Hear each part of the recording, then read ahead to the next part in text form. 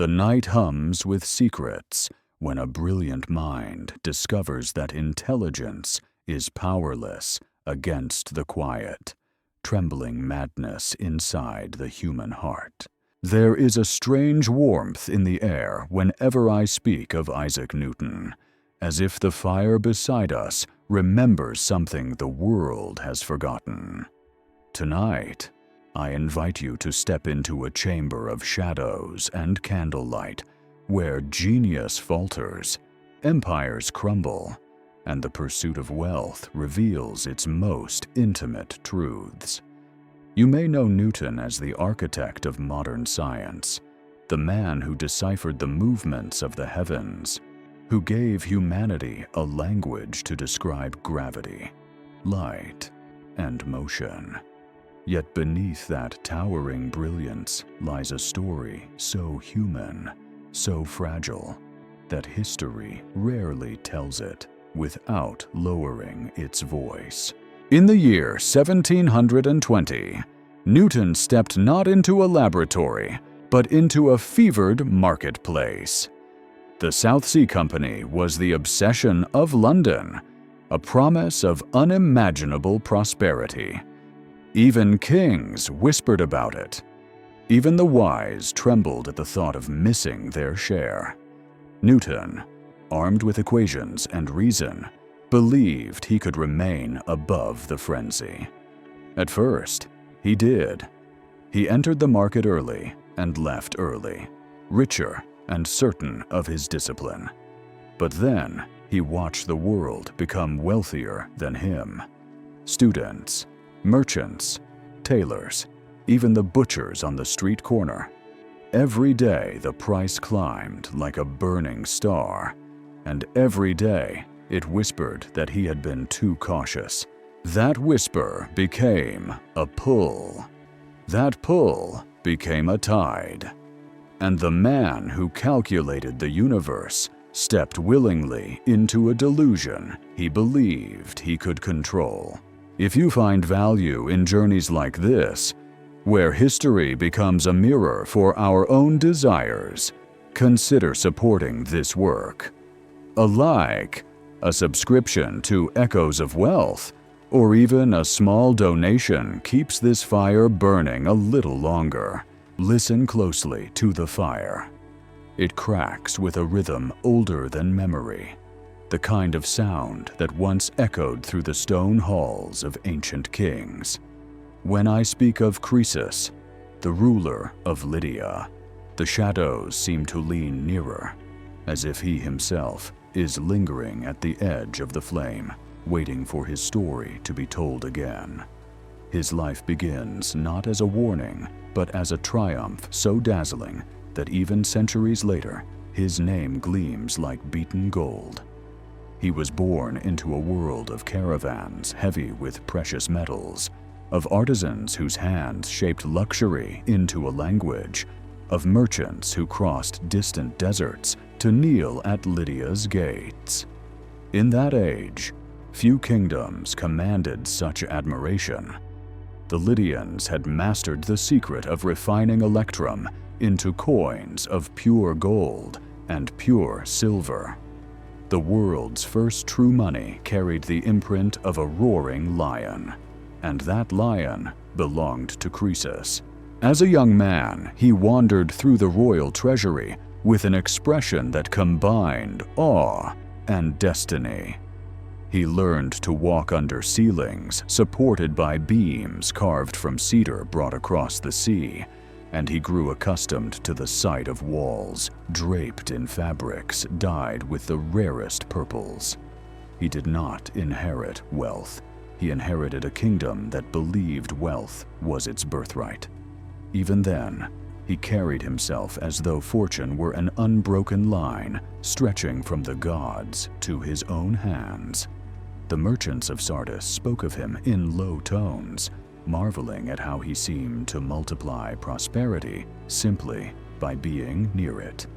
They said he had a way of turning iron to gold with his gaze alone. These were not the exaggerations of flatterers. This was the aura Croesus cultivated simply by existing. But the world he ruled was not without shadows. Beyond the glittering facade stood a kingdom divided. His father, Alyattes, had spent decades waging war against the Medes, Babylon, and various Greek city-states. He had exhausted the royal coffers more than once, only to fill them again with tribute and conquest. When Alyattes died, he left behind not only a legacy of expansion, but also a prophecy whispered among the priests that the next king would bring Lydia either to its greatest height or its most catastrophic fall. Croesus never fully believed in prophecies, but he sensed the weight of expectation resting on his shoulders like a mantle of stone. When he ascended the throne, he inherited a realm bound together by wealth, but it was wealth that demanded constant vigilance. Lydia's neighbors watched with envy, especially the rising Persian Empire under Cyrus the Great. Croesus understood that gold alone could not protect his people. He walked the edges of his kingdom, looking beyond its fertile fields toward the mountains where threats gathered like storm clouds. Yet he also believed that Lydia's prosperity was proof of divine favor. He consulted the Oracle of Delphi often, offering gifts so enormous that her priests wrote his name into their hymns. Gold bowls, golden lion statues, ingots stacked like stone, robes woven with threads of shimmering metal. Croesus poured his fortune into the temple as though building a fortress made of devotion. The oracle, in return, gave him a prophecy that would become one of the most tragic puzzles in history. When he asked whether he should wage war against Persia, the oracle answered with serene certainty. If Croesus crossed the river Halys, a great empire would fall. It was this sentence, so deceptively clear, that would shape his fate. Yet before that misinterpretation hardened into ruin, Croesus enjoyed a reign that felt touched by immortality. Travelers wrote that the markets of Sardis sparkled as though every brick had been dusted with gold powder. Poets said the air carried the fragrance of cinnamon, myrrh, and wealth. He was not merely a king. He was a symbol of what mortals believed heaven might reward. His court became a gathering place for philosophers, mathematicians, and wanderers seeking favors. It was during this time that Solon, the wise Athenian lawgiver, visited Lydia. Croesus welcomed him with the warmth of a man certain of his own greatness. He guided Solon through the royal treasury, letting the philosopher's eyes feast on towering piles of jewels, ornaments gifted by foreign rulers, and coins that reflected torchlight like liquid flame. When the tour ended, Croesus asked a question that revealed the first crack in his armor. He asked Solon who he believed to be the happiest man alive. Croesus, expecting praise, stood tall, prepared to accept the crown of human contentment. But Solon answered with the humility of a man who understood the fragility of all earthly fortune. He spoke of simple Greeks who lived noble lives and died honorable deaths. He did not mention Croesus at all. When Croesus pressed him, Solon replied that no one could be called happy until his final day, for fate reveals itself only at the end. Croesus dismissed this as pessimism, yet the words returned to him like distant thunder long before he realized they were truth disguised as warning. For now, however, his confidence grew. He expanded his alliances with Sparta and Egypt, securing military support in case Lydia ever needed it.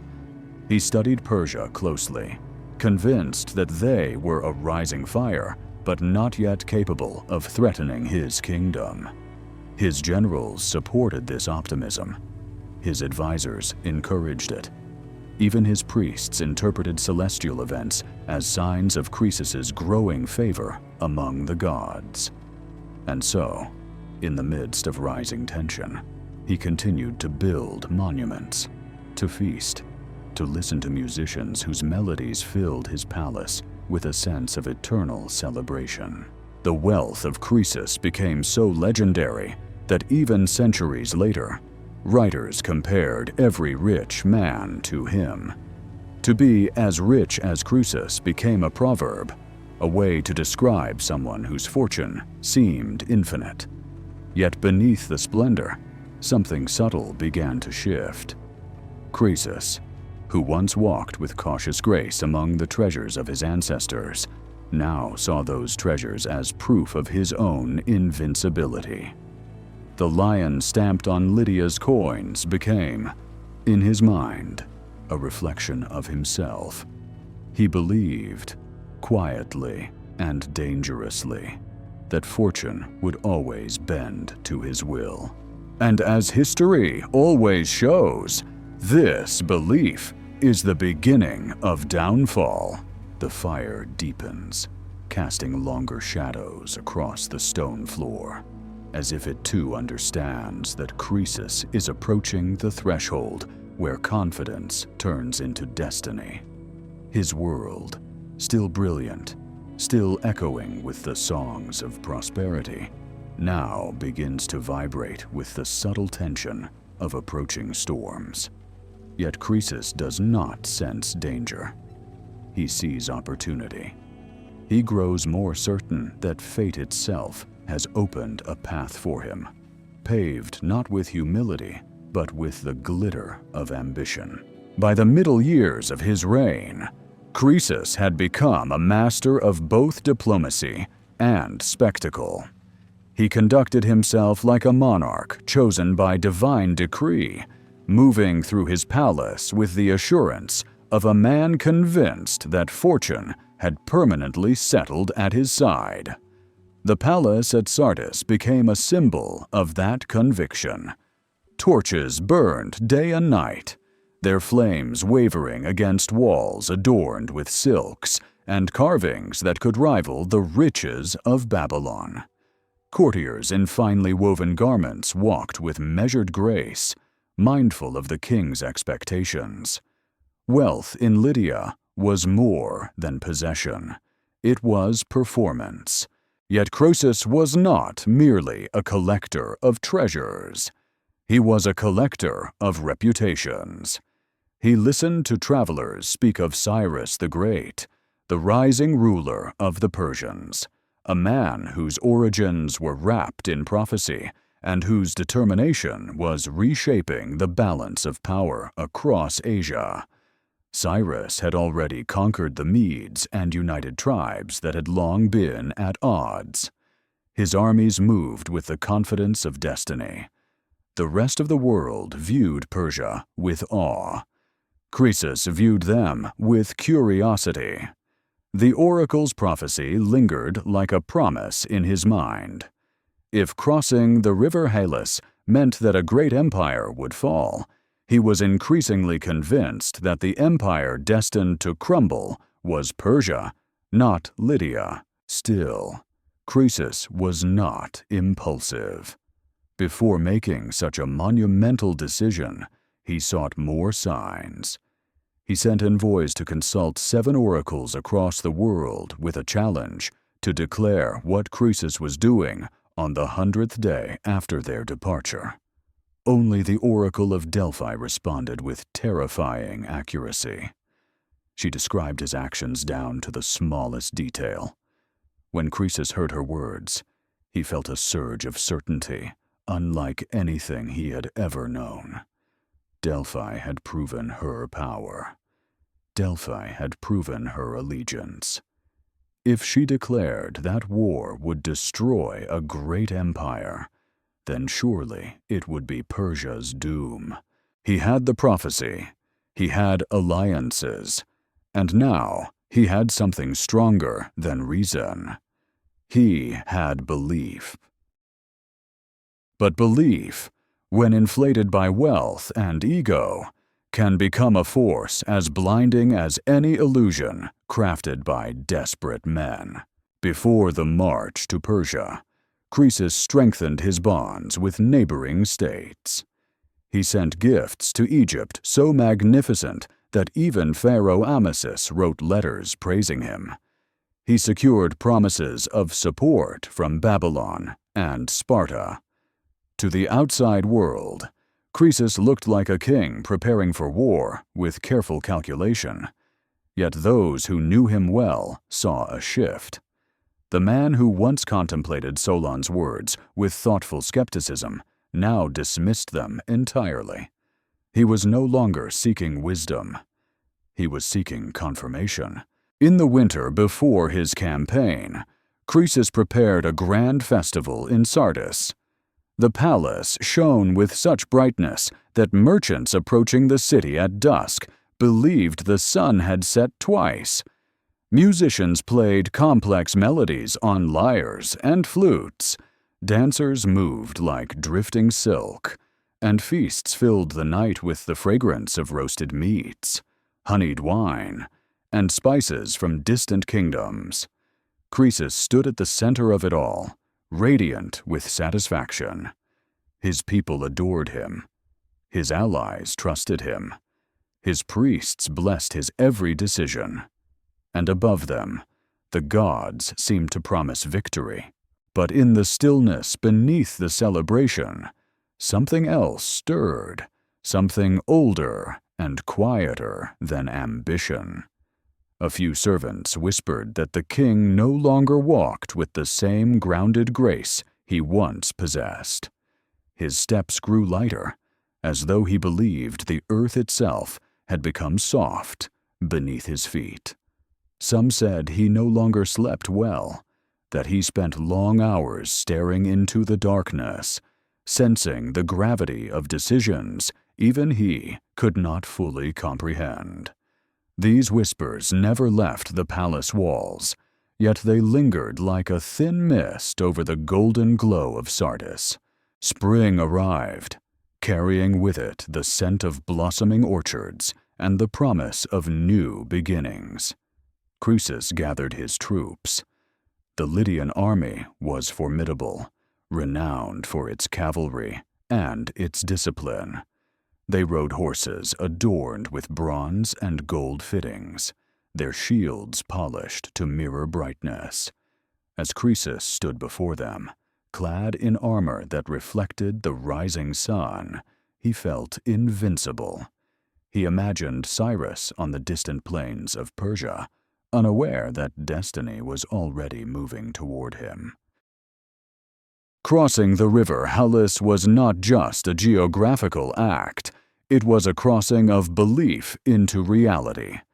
The moment Croesus stepped across the rushing waters, the prophecy ignited within him like a flame that could no longer be contained. A great empire would fall. The words echoed in his mind with such force that he felt as though he carried divine authority into battle. Yet battle did not unfold as swiftly as Croesus expected. The two armies clashed in a fierce but indecisive confrontation.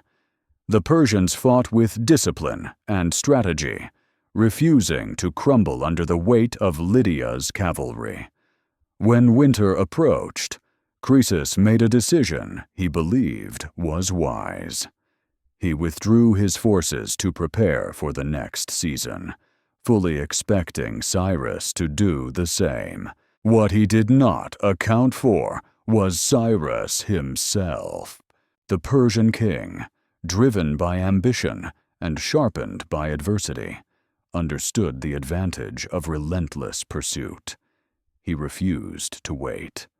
As Croesus returned to Sardis to regroup, Cyrus and his army followed swiftly behind.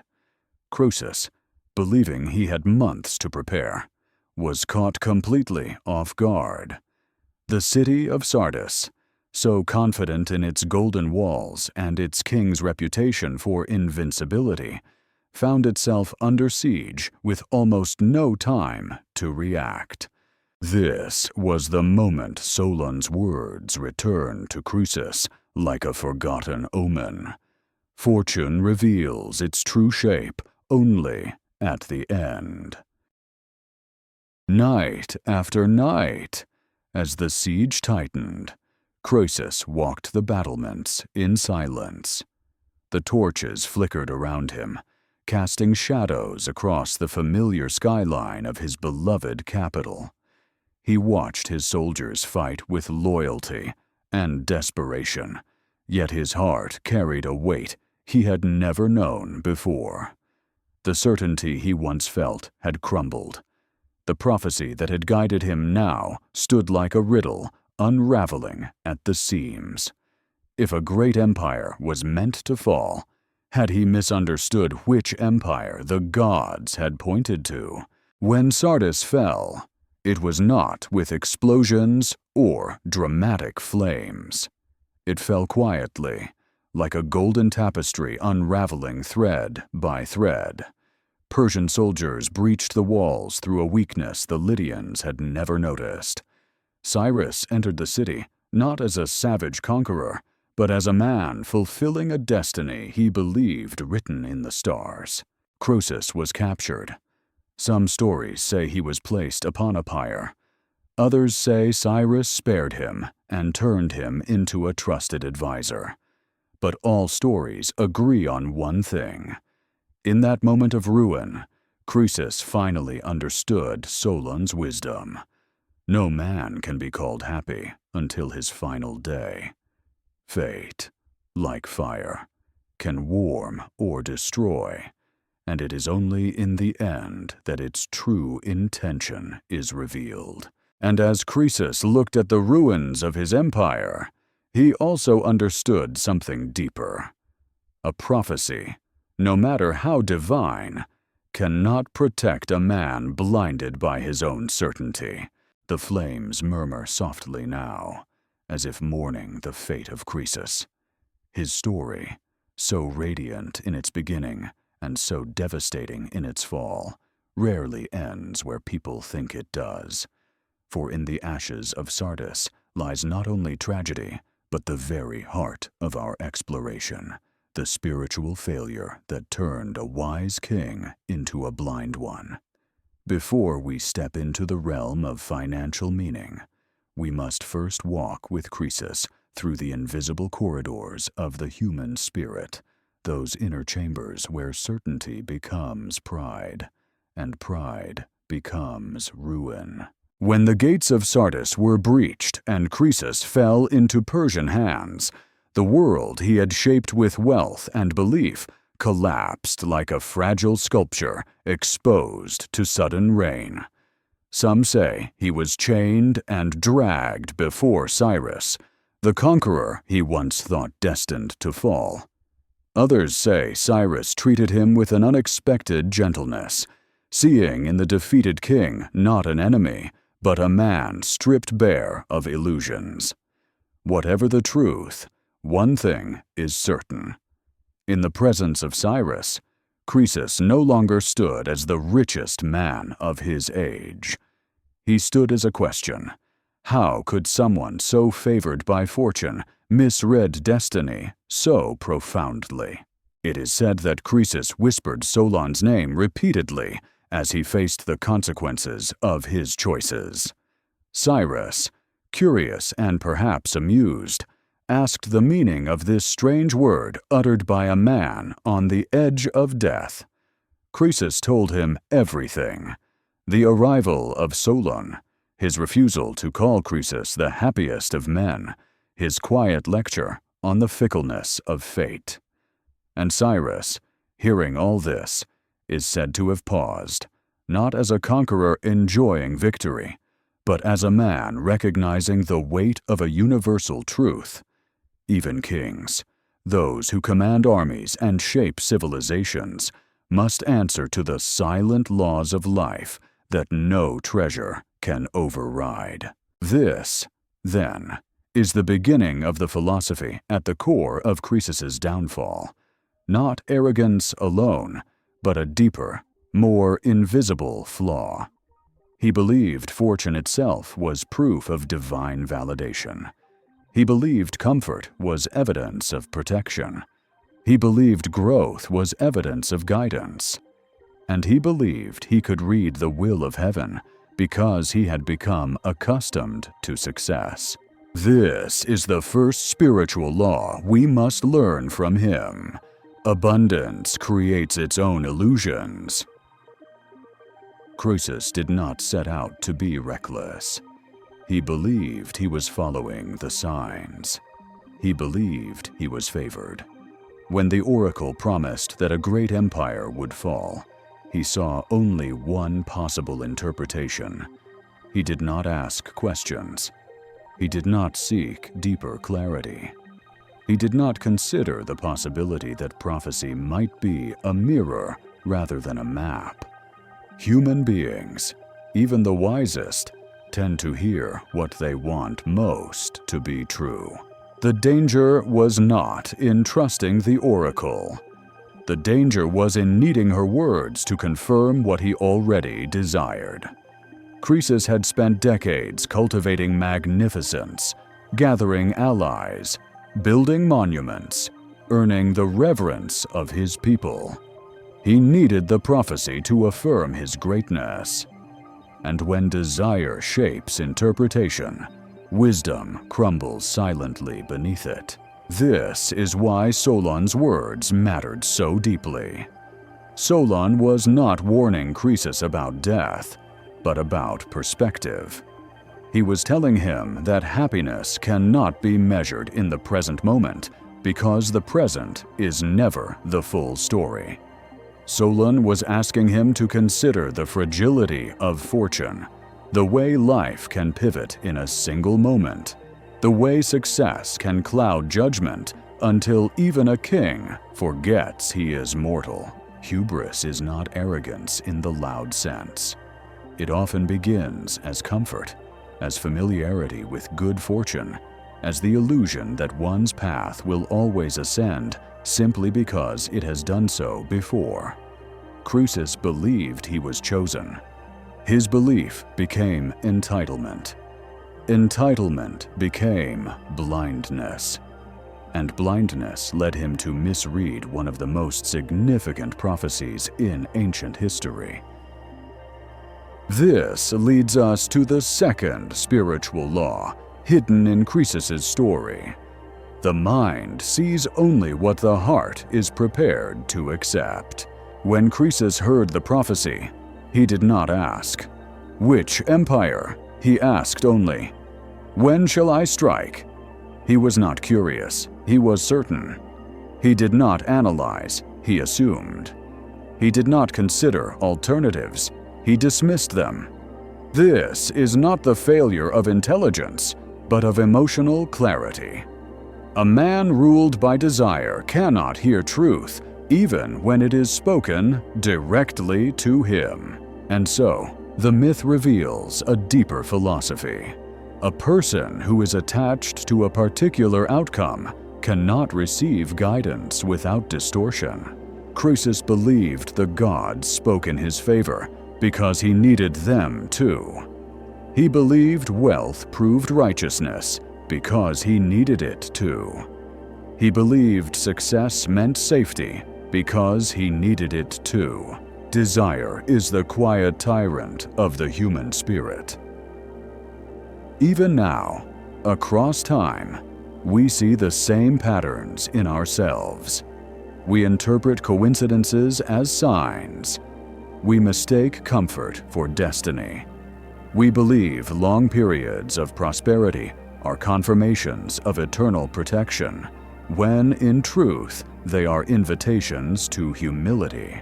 The collapse of Croesus's empire teaches that divine warnings often come wrapped in ambiguity, requiring not intellect, but introspection. A prophecy that seems obvious is often the one most easily misread. Croesus was not defeated by military weakness or poor allies. He was defeated by the spiritual arrogance of believing that the world would align with his desires simply because it always had. And now, as we sit by this fire, we glimpse the true heart of this story. Wealth without humility becomes an echo chamber where every voice, from advisors to oracles, sounds like confirmation. Success without reflection becomes a lens that distorts everything, making risks seem smaller and desires seem inevitable. And when a mind caught in this illusion asks a question of destiny, the answer it hears is often the one it has already chosen. Croesus believed he was invincible because he had never truly lost anything. He believed he understood fate because fate had always favored him. But when a man's worldview is built on comfort, the first taste of uncertainty knocks it down like a fragile structure. And so, the king who thought he had heaven's endorsement discovered that heaven had simply given him a riddle. A riddle he answered incorrectly because he could not bear the truth that lay hidden within it. Now, with Croesus's spiritual downfall laid bare, we are ready to step gently toward the financial meaning embedded in his legend. The fire softens into embers now, glowing like the last fragments of a once great empire. And in this hush, we turn from the spiritual downfall of Croesus toward the quiet currents beneath it, the ones that speak directly to the world of wealth, risk, and financial clarity. For what happened in Lydia is not only a tale of destiny misread, it is one of the earliest and clearest illustrations of how human psychology shapes financial decisions, and how even kings fall victim to the same mental traps that cause investors, entrepreneurs, and entire markets to collapse. Croesus stood at the apex of prosperity, surrounded by gold, alliances, and the admiration of nations. His treasury overflowed not only with wealth, but with validation. This is where the financial truth begins. Success is both an asset and a liability. In Croesus's case, the liability proved stronger. His years of victory created a pattern in his mind, a pattern that whispered to him that upward trajectories must continue.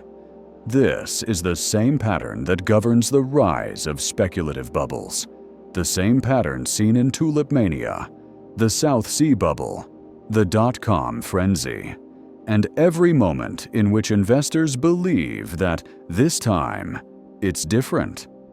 Croesus's fatal miscalculation came from assuming that past success guaranteed future success. In modern terms, it is what we call recency bias, the tendency to assume the past will continue because it has been comfortable and rewarding. When Croesus looked at Cyrus, he saw a growing threat, yes, but he also saw himself, a favored ruler, a man whose rise felt unstoppable. He believed Cyrus was at the beginning of the pattern he had already mastered. He underestimated him because he assumed leadership worked like a ladder. Those at the top stay at the top if they have always been there. In finance, this is the illusion of permanence, and it destroys fortunes. When Croesus attacked Persia, he did not do so recklessly. He believed he had executed a calculated risk backed by prophecy, alliances, and years of unbroken triumph. But in truth, he had committed one of the most dangerous mistakes in all economic behavior. He failed to consider downside risk. He never asked the question, What if I'm wrong? He only asked, what if I win? And the difference between those two questions has toppled kings, ruined markets, and emptied the pockets of investors throughout history. Croesus poured enormous resources into a war he believed he could not lose. He mobilized his armies, gathered supplies, fortified his alliances. But he failed to consider that alliances are only as strong as the incentives behind them. When Cyrus pushed aggressively into Lydia, when the situation turned volatile and unpredictable, Croesus discovered something every investor eventually learns. Support disappears when fear enters the room. Babylon and Egypt did not arrive in time. Sparta hesitated. His safety net dissolved because it had never been a certainty, only an assumption. This is the financial law hidden in the fall of Lydia. Never build a strategy on the belief that others will save you. Markets do not send reinforcements. Governments may promise stability, but they cannot guarantee it. Investors who trust that external forces will protect their positions inevitably find themselves exposed when volatility strikes. There is also the matter of timing. Croesus believed winter would force Cyrus to retreat, which would give Lydia months to regroup and reinforce. His assumption was rational. His assumption was also fatal. Markets, too, do not wait. Those who enter at the wrong time, even with the right assets, can lose everything simply because the world does not move according to their schedules. Croesus learned this too late. Cyrus pursued him through the cold, turning what Croesus thought was a pause into a decisive advantage. It was the ancient world's version of a market turning unexpectedly, punishing those who assumed predictability. Another financial lesson emerges in the siege of Sardis. Croesus believed the capital was impenetrable. Its cliffs were steep, its walls strong, its reputation unchallenged. Yet Cyrus's soldiers found a weakness. A single guard dropped his helmet over the wall and climbed down to retrieve it, revealing a narrow path that no army had ever attempted. The Persians exploited it. Lydia fell not because it was weak, but because it ignored its weak point. Every empire, every investor, every business has a vulnerability that feels too small to matter, until it becomes the only thing that matters. Croesus had a diversified treasury, but an undiversified strategy. He invested everything in the belief that his interpretation of destiny was correct. He made no provision for alternative outcomes. He burned bridges in pursuit of a single possibility. When that possibility collapsed, so did everything he built. In finance, this is the danger of concentration without understanding. Concentration can create immense wealth, but only when paired with clarity, reflection, and risk control. Croesus invested in a narrative rather than a calculation. He placed faith in prophecy rather than probabilities. Another aspect of his downfall comes from his misunderstanding of signals. The oracle's prophecy was ambiguous, yet Croesus treated it as certain. Investors do the same with market signals. They mistake cycles for trends, noise for insight, and confirmation bias for intuition. Croesus did not seek a second interpretation. He did not question the meaning, context, or timing. He wanted the prophecy to validate him, so it did. This is the essence of FOMO, even in antiquity. Croesus rushed toward war not because he needed wealth, He was already the richest man of his world, but because he feared missing a moment of destiny, a moment that would secure his legacy forever. The desire to seize opportunity becomes indistinguishable from the fear of being forgotten. This is why bubbles swell. This is why markets crash. This is why kings fall. Croesus was, in many ways, the first documented victim of psychological overinvestment. He invested not only money, but identity. When a decision becomes tied to identity, logic dies. When wealth becomes proof of personal worth, clarity dissolves. And when a leader conflates fortune with destiny, the fall becomes inevitable. Here lies the financial core of his story. Wealth becomes dangerous when it becomes emotional. Croesus was a brilliant administrator, an admired ruler, a strategic diplomat, but he allowed emotion to guide his most crucial financial decision, whether to wage war. Emotion disguised itself as prophecy. Desire disguised itself as destiny. And the richest man of his age forgot the fundamental truth of all risk-taking. Every reward comes with the possibility of ruin. And so, the fall of Lydia stands as one of history's earliest financial case studies.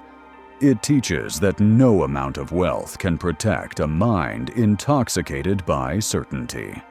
It teaches that no prophecy is clearer than the bias of the heart interpreting it. It teaches that the first collapse always happens inside the mind, long before it happens in the world. Croesus's downfall is the ancestry of every financial mania. It is the shadow behind the South Sea bubble, behind Newton's losses, behind modern collapses, behind every moment when human desire eclipses human wisdom. And now, with the myth and philosophy laid before us, we reach the final piece of this part. The practical lessons that Croesus's story offers to anyone navigating wealth today. The fire crackles, shadows flickering across the walls as the tale of John Datini draws to a close. He sits alone, counting the day's ledgers, quill in hand, ink drying slowly on parchment. Yet this solitude is not emptiness. It is precision, discipline, foresight. A merchant who survived storms not by luck, but by the relentless rhythm of preparation. The myth of Datini is simple, yet profound.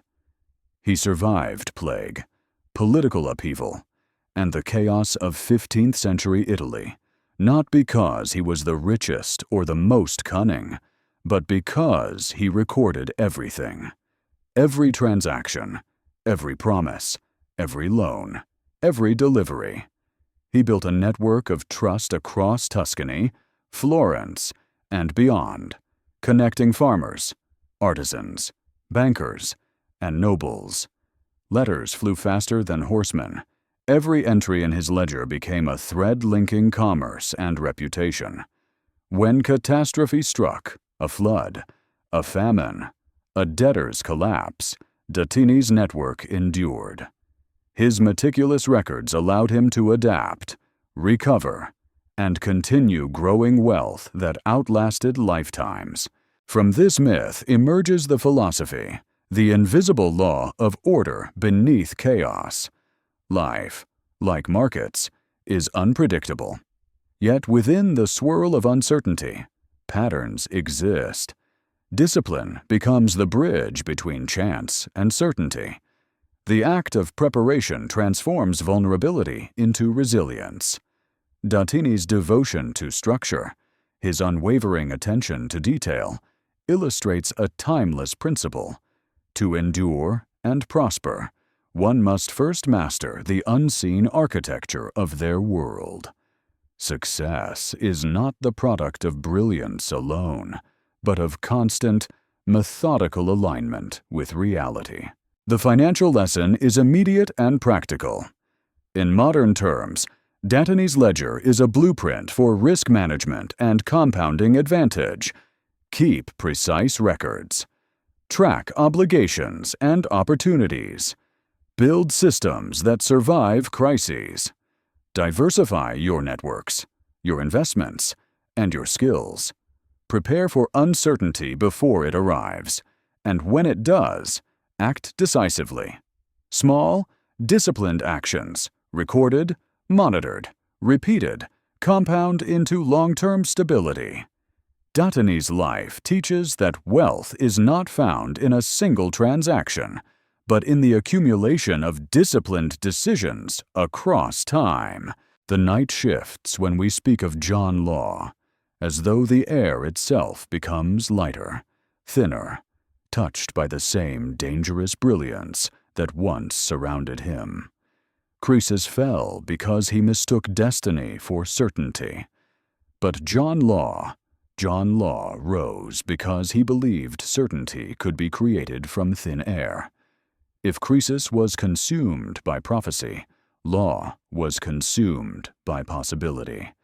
And his story begins not in a palace or a battlefield, but in the flickering lamplight of European gambling houses, where fortunes changed hands with the shuffle of cards and the soft clatter of ivory dice. John Law was born in Edinburgh in the year 1671, the son of a wealthy goldsmith and banker.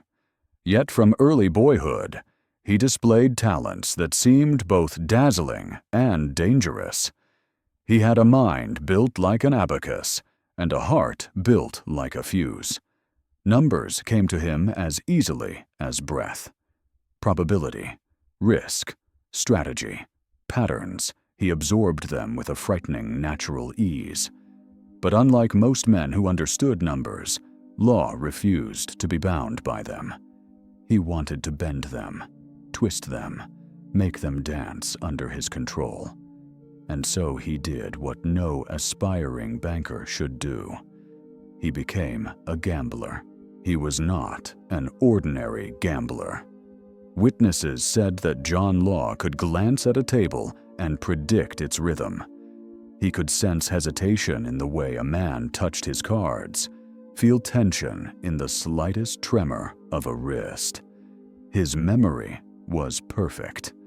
He tracked probabilities with such precision that players whispered he had made a pact with the devil. His skill made him both feared and admired. Women were drawn to him. His charm was undeniable, his wit electric. Men were cautious around him, sensing danger hidden beneath elegance. Yet behind this magnetism lay an instability that would shape the fate of nations.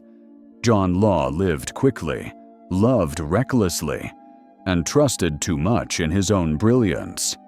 In 1694, he fought a duel over a woman, killing his opponent with a single strike. He was sentenced to death, escaped prison, and fled the country.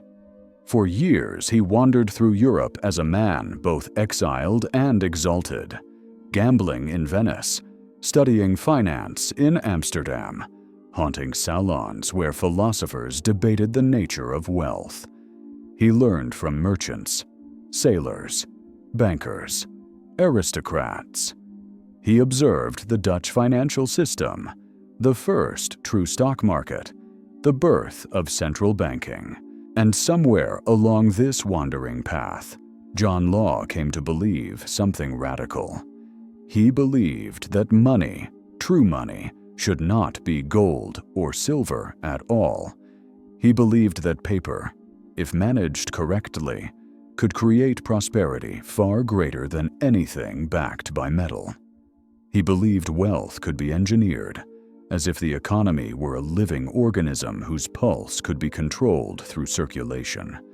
In an age when monarchs chained their currency to gold, Law envisioned a world where credit flowed freely, expanding and contracting like the breath of a giant. This is the myth of John Law, a gambler who tried to turn an entire kingdom into a casino of controlled probability. His chance arrived when France fell into desperate ruin. The death of Louis XIV left behind a treasury shattered by war and extravagance. The kingdom was drowning in debt. Gold was scarce. Trade was stagnant. The economy was suffocating beneath the weight of unpayable obligations.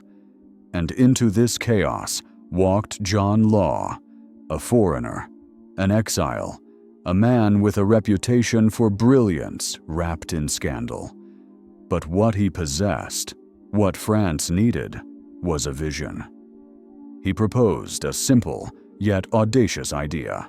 Let France abandon its dependence on gold and silver. Let paper money replace metal. Let credit be the engine of revival.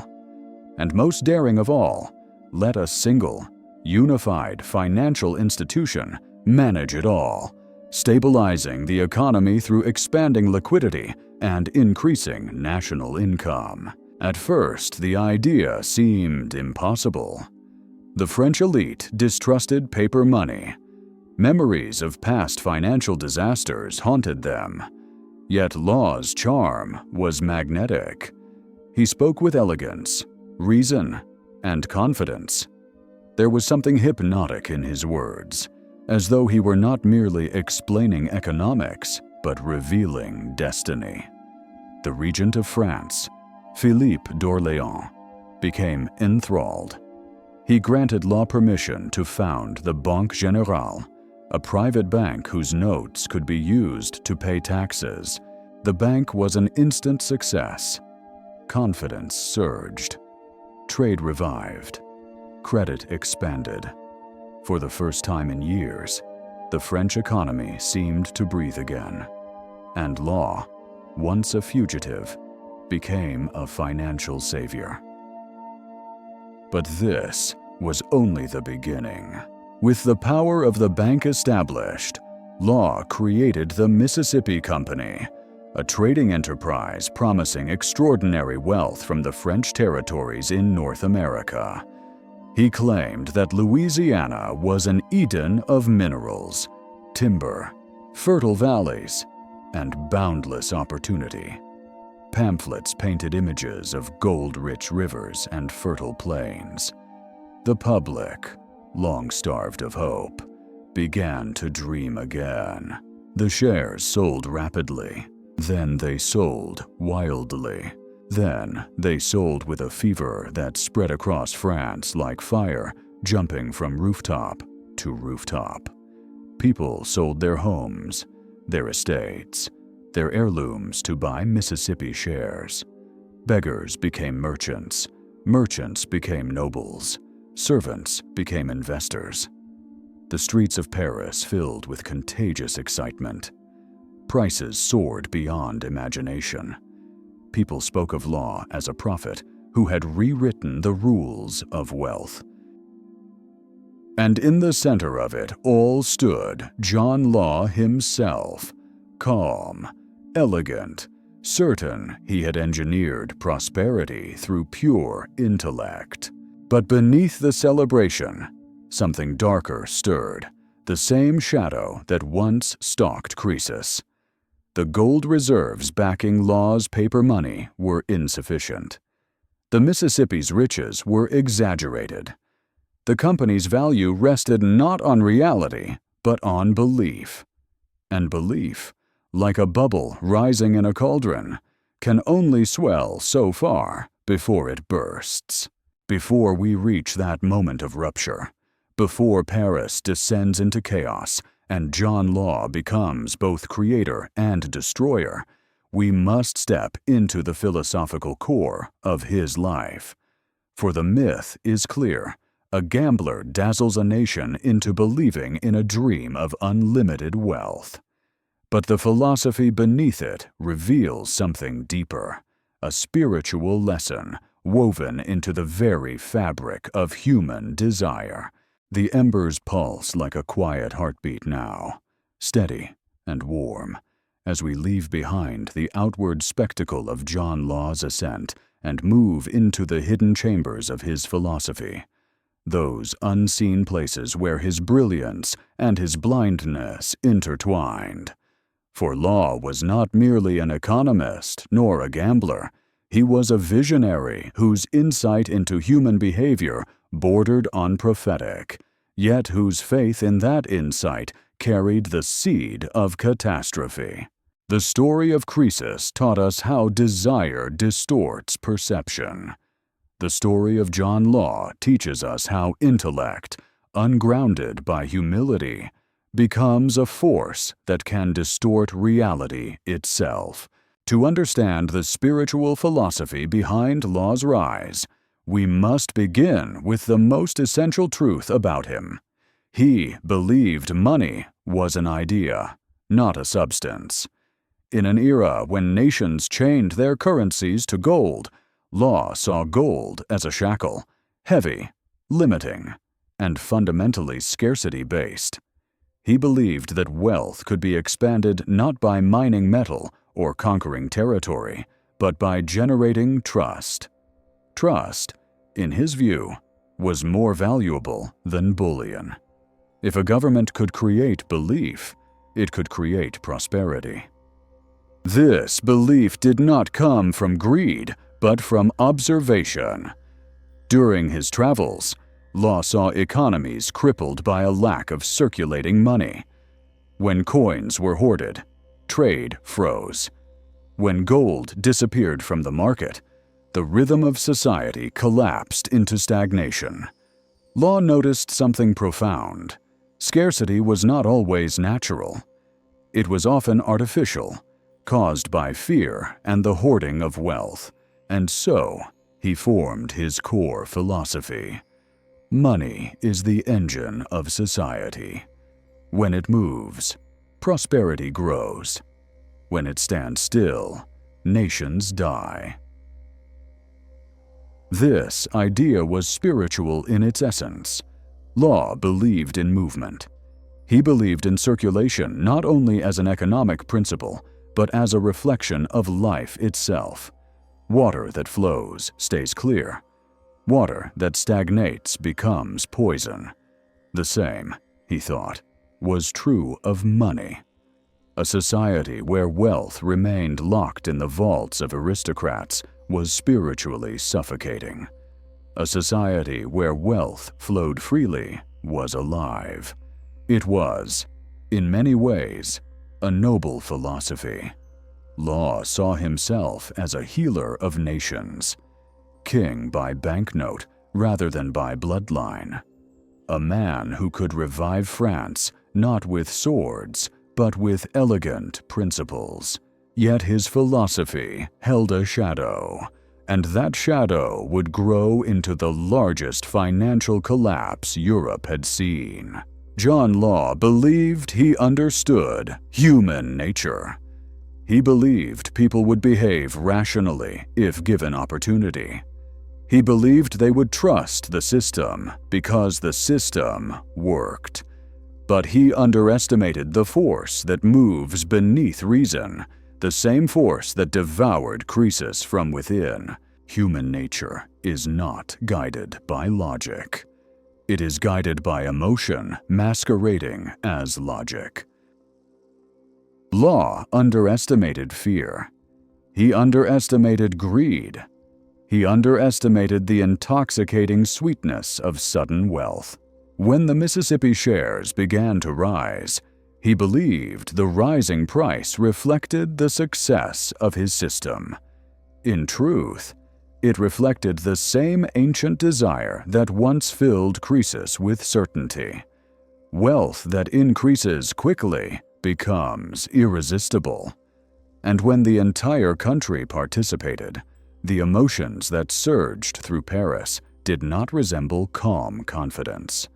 They resembled mania. John Law believed wealth could be engineered, but he did not account for the madness of crowds. He believed money could be created through trust, but he did not account for panic. which corrodes trust faster than any intellectual argument can restore it. He believed prosperity was a function of circulation, but he did not account for what happens when circulation spins into frenzy, like a river turning into a flood that destroys instead of nourishing. This reveals the spiritual law at the core of his story. When belief replaces discipline, abundance becomes illusion. Law's system required restraint. It required measured issuance of banknotes. It required a balance between credit and collateral. It required sober judgment from the public. But Law, dazzled by his own brilliance, expanded credit too quickly. And the public, dazzled by rising prices, abandoned judgment altogether. Both parties, Law and the people, became entranced by the same illusion, that prosperity could grow without limits. This illusion is spiritual blindness, the belief that abundance is eternal, that growth is divine, that correction is unnecessary. It is the same blindness that fuels modern bubbles. When investors believe a stock can only go up, when markets inflate beyond reason, when nations borrow with the faith that tomorrow will always be larger than today. The philosophy behind John Law's failure is not economic, but existential. It warns us that any system built on belief must consider the fragility of belief itself. A nation, a market, a person, none can escape the consequences of overconfidence. There is also a quieter law woven into his story. Vision without grounding becomes delusion. Law had vision, immense, world-shaping vision. But vision alone cannot sustain a financial system. Vision must be anchored to reality. Confidence must be balanced with doubt. Expansion must be paired with structure. Law built a cathedral of prosperity on a foundation of dreams. And like all cathedrals built on sand, it was destined to collapse the moment pressure exceeded stability. Another aspect of his philosophy reveals something even more dangerous. Law believed he could guide human behavior because he had mastered probability. But probability applies to games, not crowds. A gambler studies individual outcomes. An economist must study collective emotion. Law understood mathematics, but failed to understand the psychology of desperation. He understood risk, but not contagion. He understood wealth, but not frenzy. And frenzy is what consumed Paris. The rise of the Mississippi bubble was a spiritual fever, a collective dream of effortless wealth. Men sold their estates to buy shares. Servants became speculators. Aristocrats begged for seats in trading houses as if wealth could now be purchased by enthusiasm alone.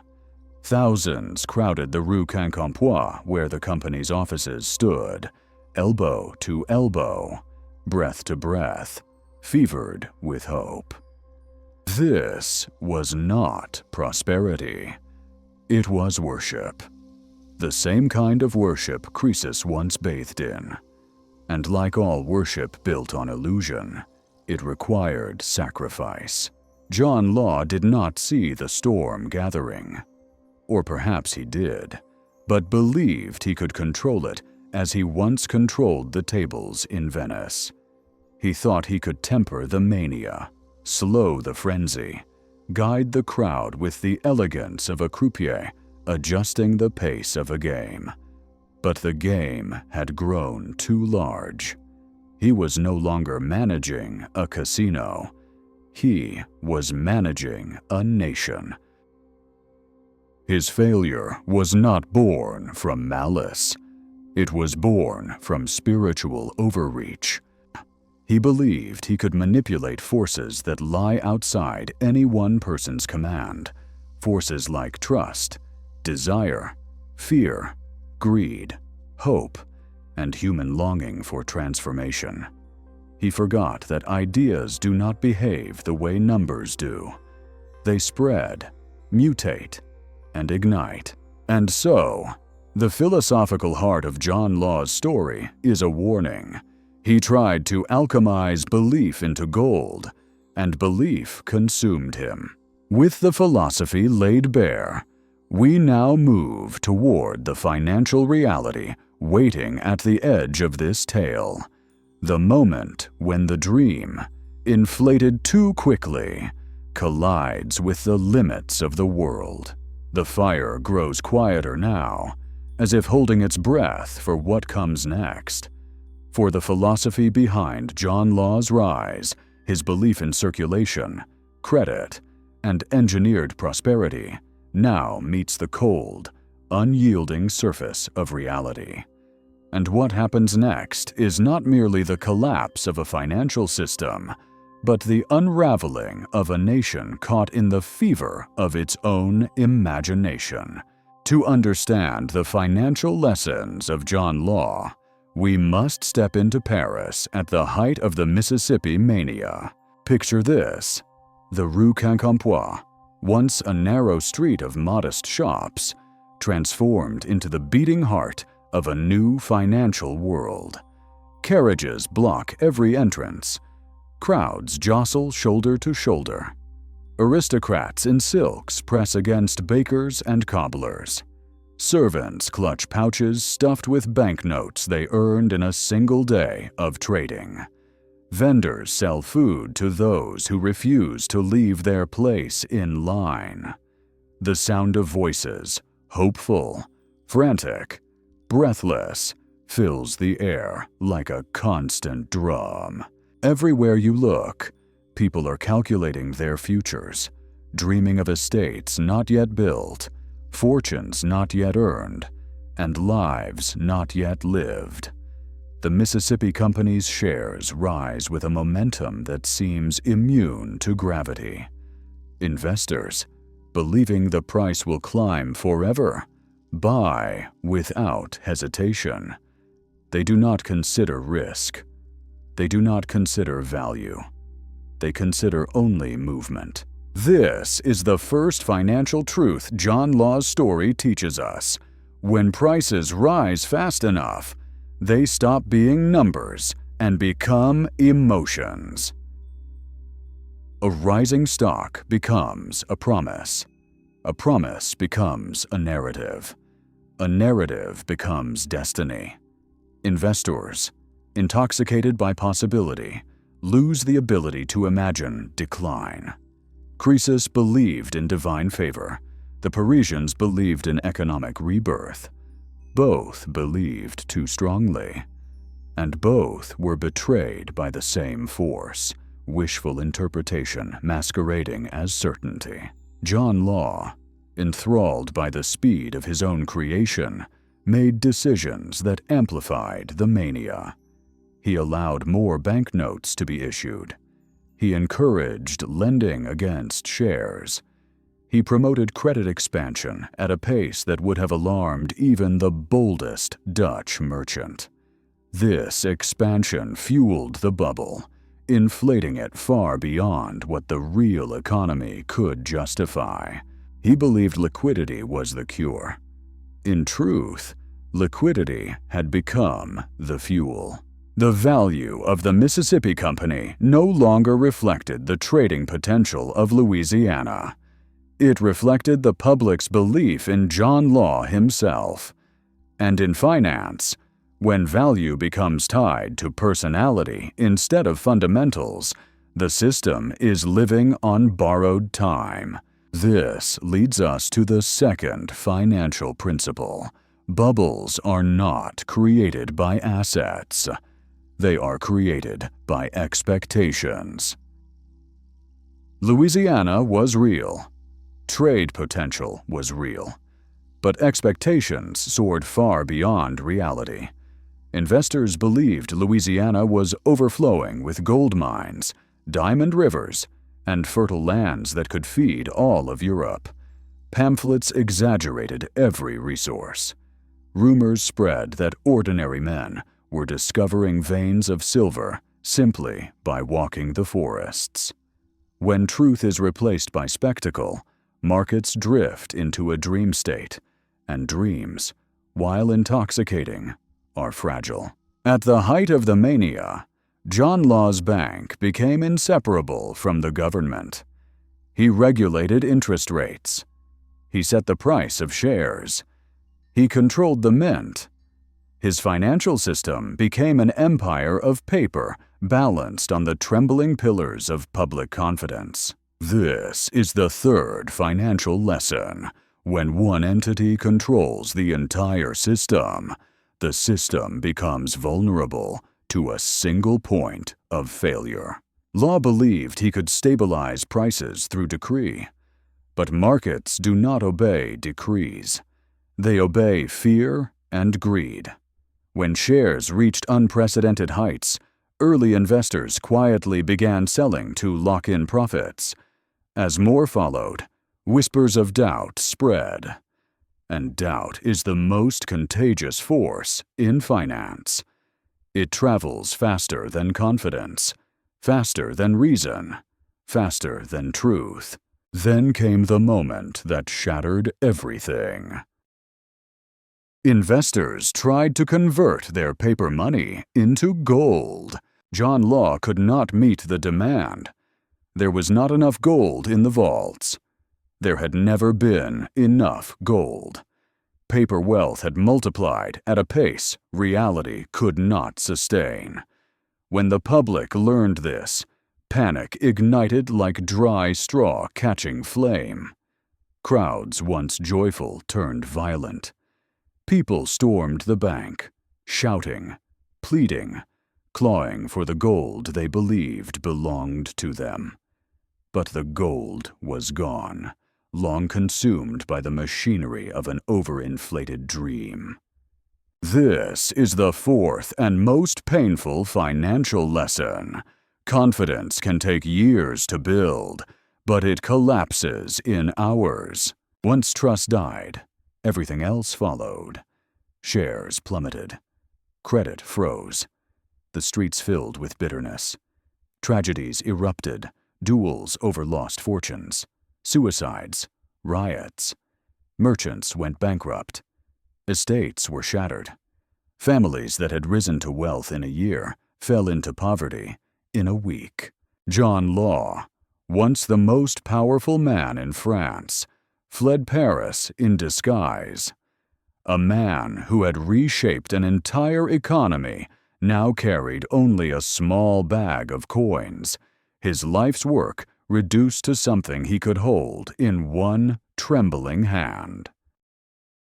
But his legacy is not simply the story of a collapse.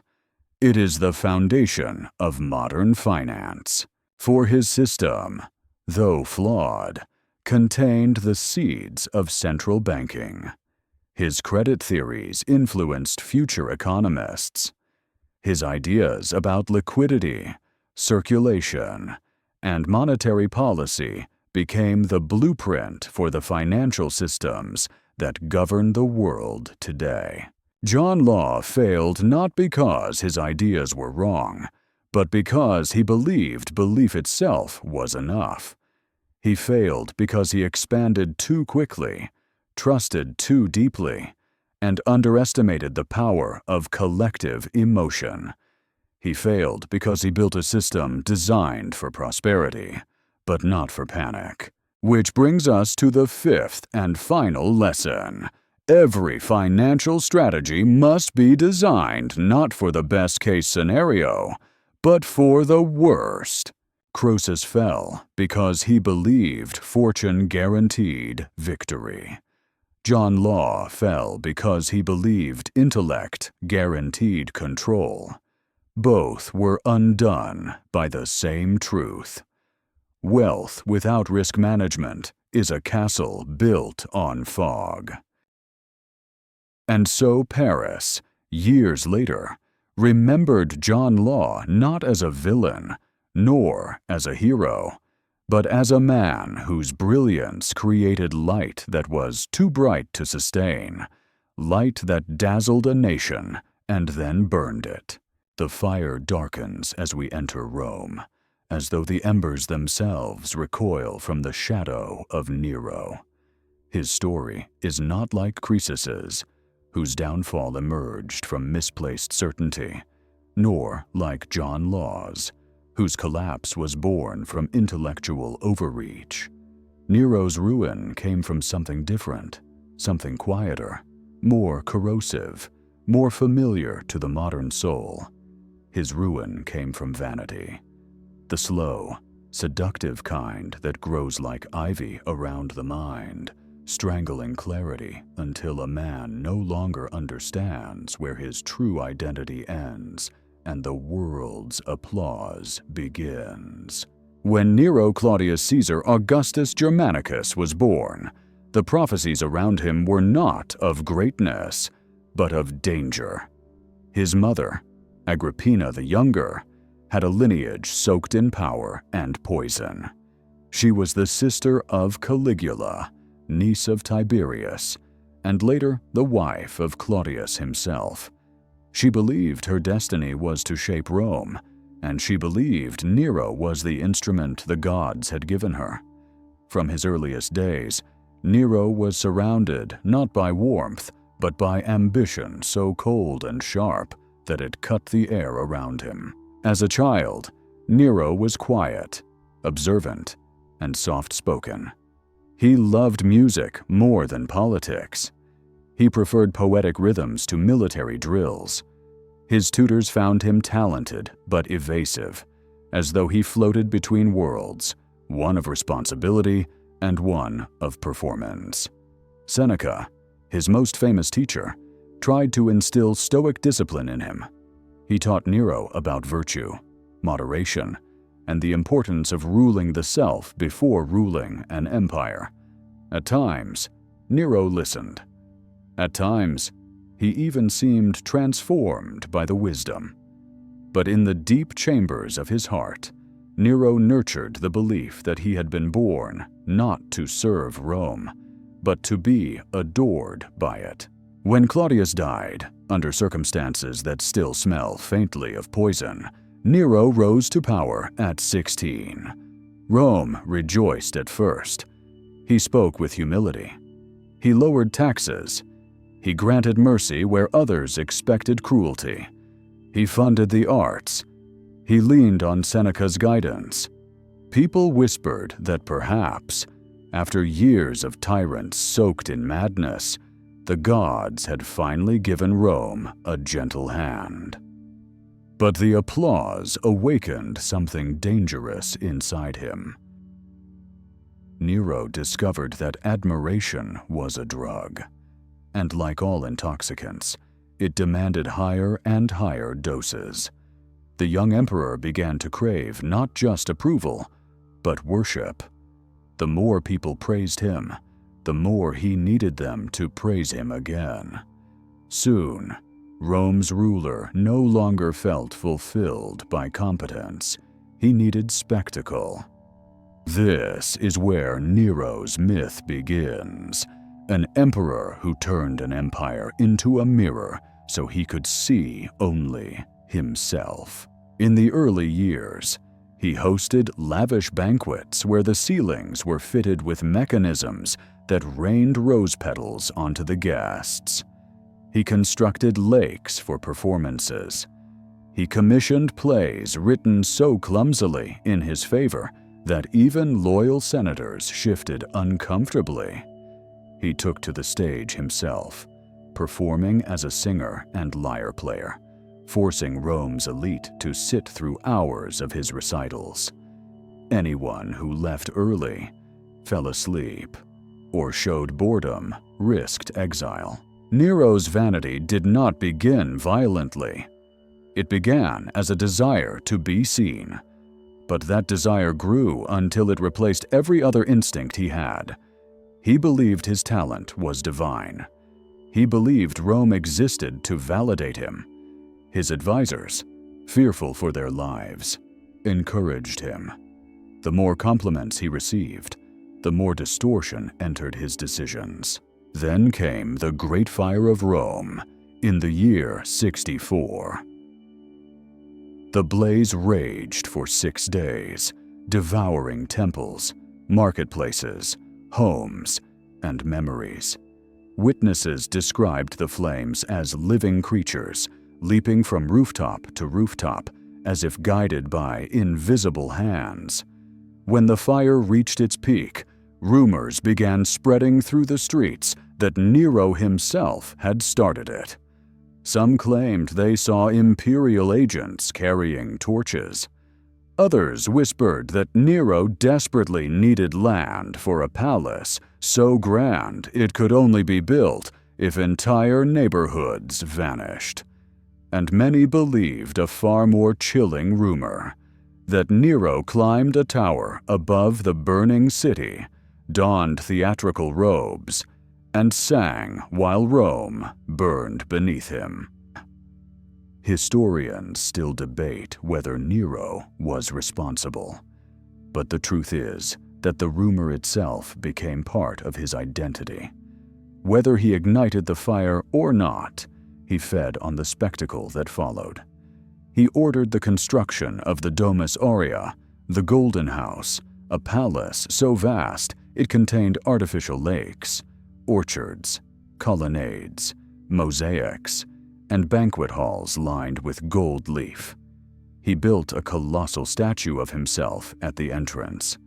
He was turning Rome into his stage, and he wanted the world to applaud. But every coin poured into his vanity came from the people. Taxation rose. Inflation followed. Fields went untended. Trade routes faltered. Bread prices spiked. A city still shaking from catastrophe now faced economic suffocation. Nero's spending had transformed the empire into a fragile spectacle, beautiful on the surface, hollow beneath. This is the point where myth meets the internal truth. Nero did not destroy Rome through cruelty alone. He destroyed it through illusion, by believing that perception mattered more than reality. He hollowed out the foundations of the empire. He mistook admiration for stability. He mistook applause for governance. He mistook spectacle for strategy.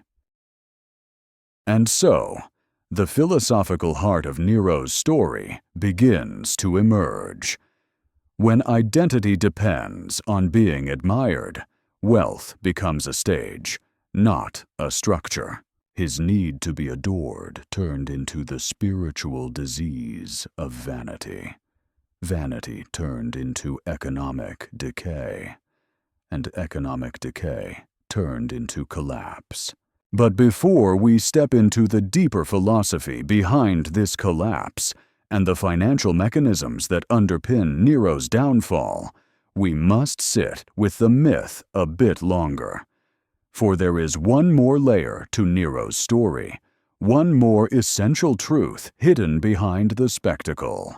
The tragedy of a man who could not distinguish self-expression from self-destruction, who built an economy on entertainment, who believed Rome would sustain illusion because he needed illusion to sustain himself. The fire flickers with an uneasy glow now, as though even the flames sense the unraveling of Nero's inner world. To understand the philosophy behind his downfall, we must enter the chambers of his mind, the place where admiration became oxygen, validation became power, and performance became identity. Nero was not driven by strategic ambition, nor by the disciplined hunger that shaped conquerors like Cyrus or Augustus. No, Nero was ruled by something far more delicate and far more devastating. He was ruled by the need to be adored. This is the tragic core of his psyche. Nero did not want to rule Rome. He wanted Rome to witness him. He saw the empire not as a responsibility, but as an audience. Every law he passed, every monument he built, every coin he minted, all were part of an ever-growing theater in which he was both playwright and star. The empire existed to affirm him. And because affirmation is a spiritual craving with no natural limit, Nero descended into a cycle of needing more, spending more, performing more. This is where his vanity transforms from mere personality flaw into a universal human truth. Many people believe they are driven by purpose. In truth, they are driven by perception. Like Nero, they chase admiration rather than meaning. They seek applause rather than authenticity.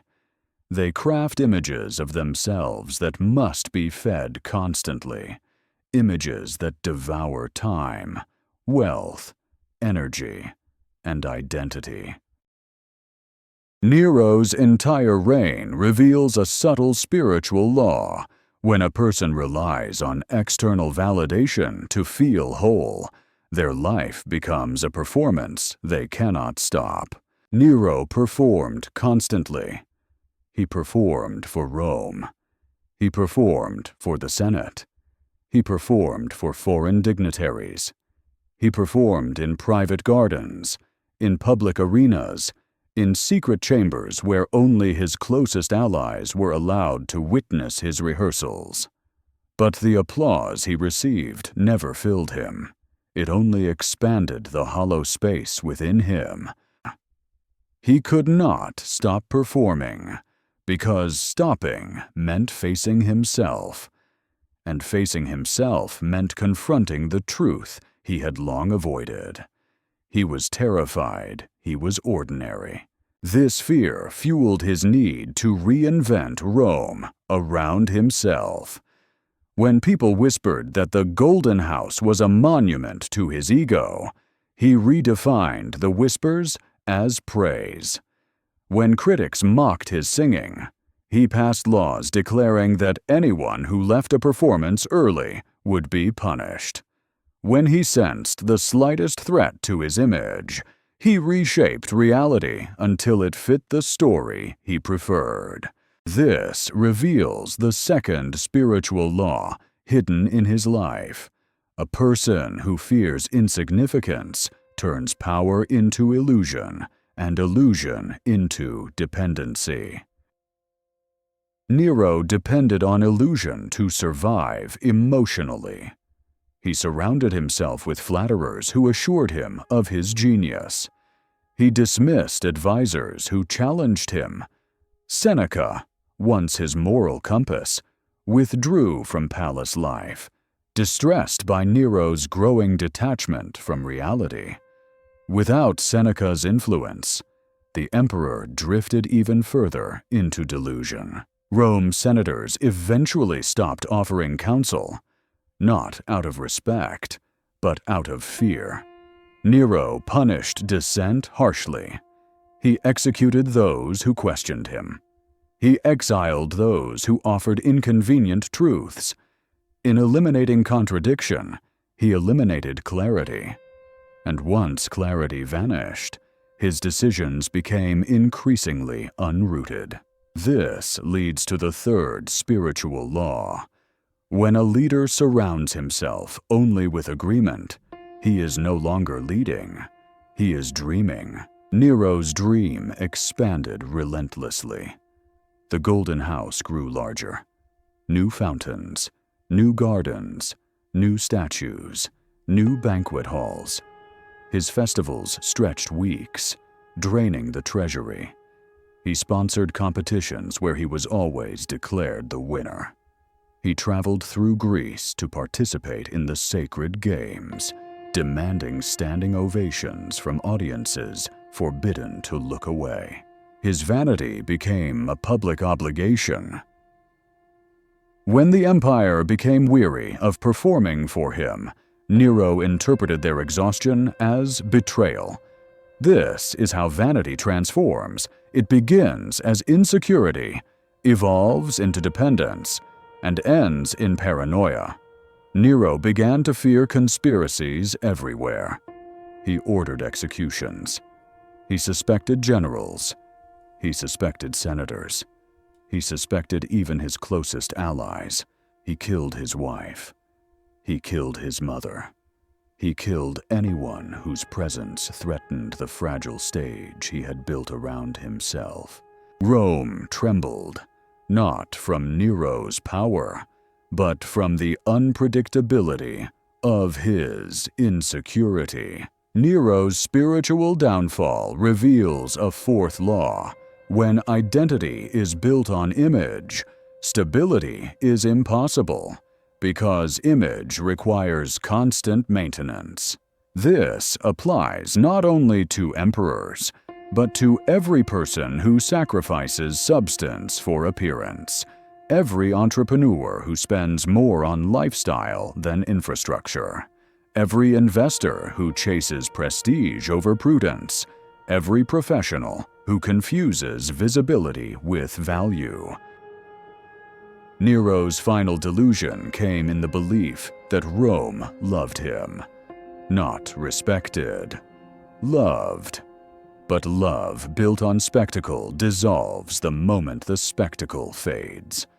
When famine struck, when inflation soared, when public unrest grew unbearable, the applause died. The silence was intolerable. Nero wandered his palace, unable to comprehend why the people no longer worshipped him. He had given them theaters, games, feasts, music, marble. Why had they turned away? The truth is simple. You cannot sustain loyalty with entertainment. You sustain it with stability. And Nero had destroyed Rome's stability to sustain his performance. When rebellion broke out, Nero fled. Not bravely, not defiantly, but in confusion, as if the world had betrayed him rather than he had betrayed the world. Alone, abandoned, stripped of illusion, he witnessed himself clearly for the first time. His final words, spoken in despair, carry the weight of his entire philosophy. What an artist dies in me. Even at the brink of death, he clung not to identity, but to image, not to meaning, but to performance, not to Rome, but to the role Rome once made him feel powerful. And that is the heart of the philosophical lesson Nero's life offers. Vanity is not loud, it is hollow. It promises significance, but delivers emptiness. It builds palaces, but destroys empires. It creates wealth in appearance, but poverty in essence. The fire burns lower now, as though the last embers are reluctant to illuminate what comes next, the financial anatomy of Nero's downfall, and the lessons it carves into the bedrock of human behavior. For under the theatrical surface of Nero's reign lies an unmistakable pattern, one that echoes across centuries, a ruler who mistakes display for value, image for infrastructure, and applause for economic strength, creates a system destined to collapse under its own illusions. To understand Rome's financial decay under Nero, we must first understand how deeply vanity infiltrates the mechanisms of wealth. Rome in Nero's time was the center of a vast economic engine powered by trade, agriculture, taxation, and conquest. For centuries, the empire had grown through disciplined expansion and meticulous administration. Augustus had built reserves. Tiberius had maintained strict frugality. Claudius had invested in public works and grain stability. These emperors understood that an empire is not sustained by spectacle, but by systems, roads, ports, granaries, aqueducts, military logistics, and a stable currency. Nero, however, inherited this machine without grasping its mechanics.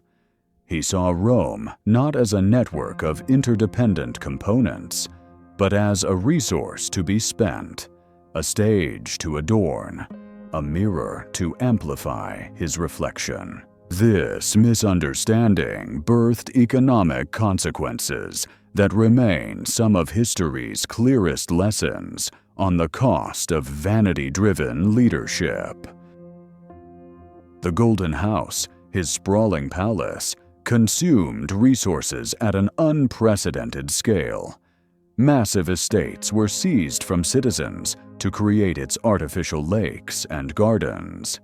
Funds were diverted from infrastructure to ornamentation.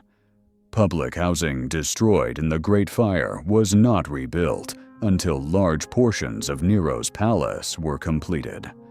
Essential materials such as marble, timber, and manpower were siphoned into a single project designed not for public benefit, but for imperial glory. This reveals the first financial lesson of Nero's reign.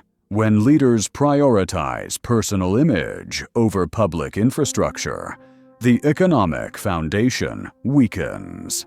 Rome's budget began bleeding. Taxation, already heavy from Claudius's military campaigns, increased further. Provincial governors, pressured to extract more revenue, extorted their territories. Wealth flowed upward to sustain Nero's projects, instead of circulating through local economies where it could stimulate trade and growth. As wealth concentrated in fewer hands, inequality surged. Nero, sensing unrest, responded not with restraint, but with more spectacle. He flooded the city with games and festivals, believing entertainment could soothe economic strain. This is the earliest recorded instance of what later historians would call bread and circuses, a strategy of distraction rather than solution. But distraction is expensive. The amphitheaters required maintenance. Performers demanded payment. Imported animals, lions, tigers, elephants, had to be transported across continents. Nero spared no cost. He gave lavish gifts to secure admiration, financed massive public feasts, and paid writers and musicians to compose works in his honor. Money flowed out of the treasury like water through cracked stone. This brings us to the second financial lesson. An economy cannot sustain endless consumption without corresponding production. Nero consumed far more than Rome produced.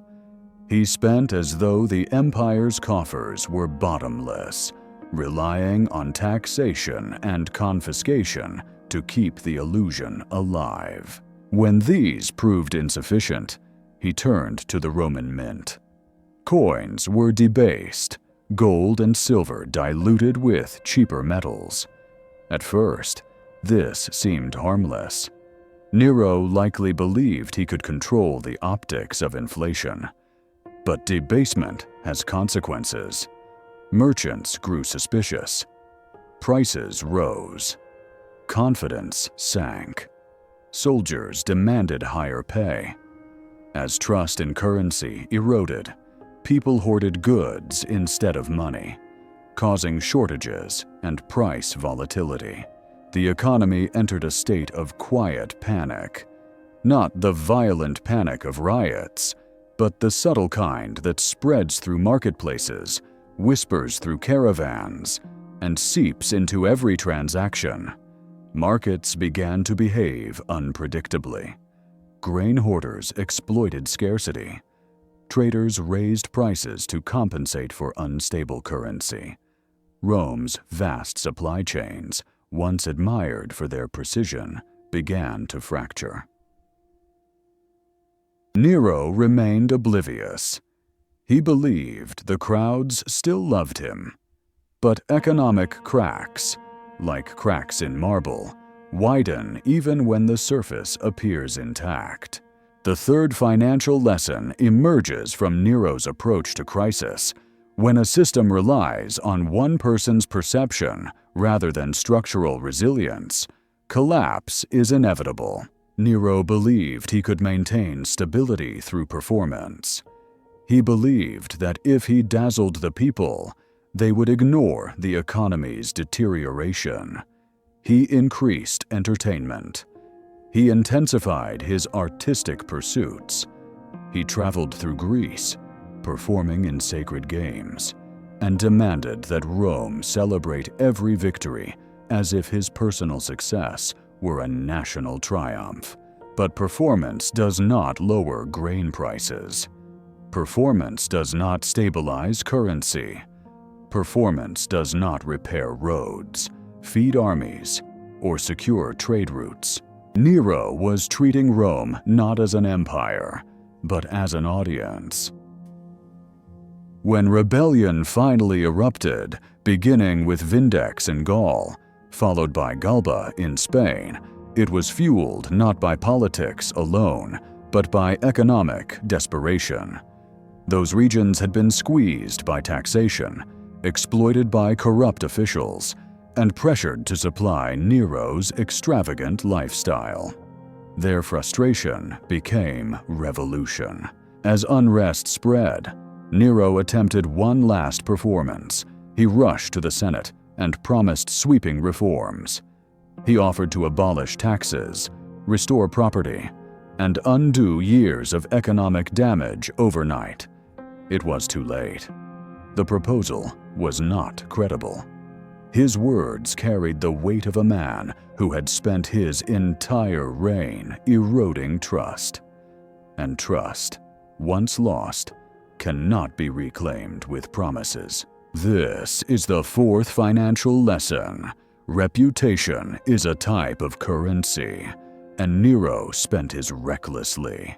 In finance, reputation stabilizes markets, attracts investment, and instills confidence. Once tarnished, even a strong system falters. Nero's credibility had been debased long before his coins were. When the Senate declared him a public enemy, the empire did not tremble. It exhaled. Nero fled the palace, terrified and disoriented. He begged friends to hide him. Doors closed. Allies disappeared. For a man who lived by admiration, the silence was unbearable. He took his own life, whispering the sentence that defined him. What an artist dies in me. An artist? Yes. A leader? Never. Nero's reign reveals the fifth and final financial law. Wealth built on illusion rots from within, no matter how bright the surface appears. His failure is the failure of any individual, business, or nation that prioritizes image over substance, lifestyle over structure, consumption over production, and applause over accountability. Nero believed Rome existed to reflect his greatness. But greatness requires stewardship, discipline, and humility, qualities he never developed. And so Rome endured the consequences of his illusions long after the applause faded. The fire brightens again, shifting from the dark glow of Rome's collapse to a steadier, warmer flame, as though welcoming the arrival of a very different kind of figure. Not a king crowned by divine right, not an emperor trapped by vanity, not a gambler enthralled by possibility. Now we enter the life of a man built from earth, patience, and discipline. A man who became wealthy not through spectacle or prophecy, but through the quiet mastery of prudence. Francesco Datini of Prato. To most of the world, his name does not ring with the grandeur of emperors or the mystique of legendary kings. Yet in the history of wealth and in the deeper history of human resilience, Datini stands as a rare example of someone who walked into the storms of his century and emerged stronger, wealthier, and wiser each time. His life begins not with privilege, but with tragedy so profound that it shaped the discipline and vigilance that later defined him. Born in 1335 in the Tuscan town of Prato, Datini entered a world still trembling from the plague. When he was only 5 years old, the Black Death swept through his home and devoured his entire family, father, mother, siblings, every person whose blood tied to his. He survived only because the disease had already ravaged the house before reaching him. His earliest memory, it was said, was of being lifted from a crib into arms that were not his mother's, surrounded by silence where a family once existed. This childhood wound carved into him a deep awareness of fragility. While other children played, Francesco learned to observe.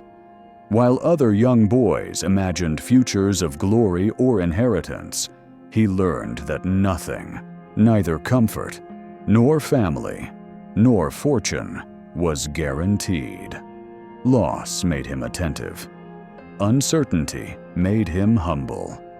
And humility, though quiet, became the backbone of his future success.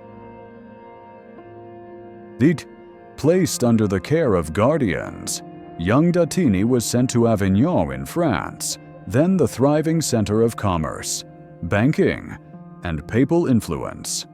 Avignon in the 14th century was a crucible of opportunity. Merchants from Italy, Spain, and the Middle East filled its markets. Ships unloaded wool, dyes, spices, and exotic goods. Gold passed through counting houses like river water. Traders negotiated contracts with a precision that felt almost mathematical. Amid this vibrant chaos, Francesco learned not only trade, but adaptation. Though he entered Avignon as an orphan, he left it as a merchant shaped by the rhythms of Europe's economic heart. He began modestly, selling weapons and armor during the 100 Years' War. Soldiers came to Avignon daily, seeking supplies. Datini watched them closely, their needs, their moods, their urgency. He noticed something others overlooked.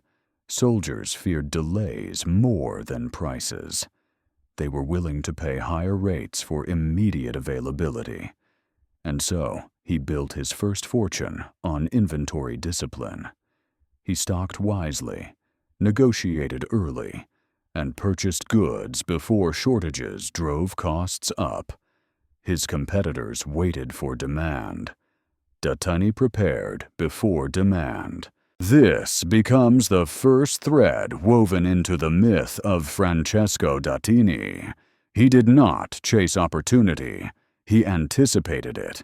By his 30s, he expanded into luxury goods, silks, wool, brocades, fine cloth dyed with Mediterranean pigments. He developed relationships with weavers in Lucca, dyers in Florence, merchants in Genoa, and transporters along the Rhone River. He built a network before networks existed as a concept. And unlike the men who pursued risk for the thrill of gain, Datini never gambled. His business grew because he refused to be tempted by quick profits that lacked structure. He kept ledgers so detailed they read like diaries, shipments, weights, losses, taxes, weather patterns, shipping delays, feast days of distant cities, everything that could affect commerce, he recorded. The paper trail he left behind is so vast that historians call him the best documented merchant of the Middle Ages.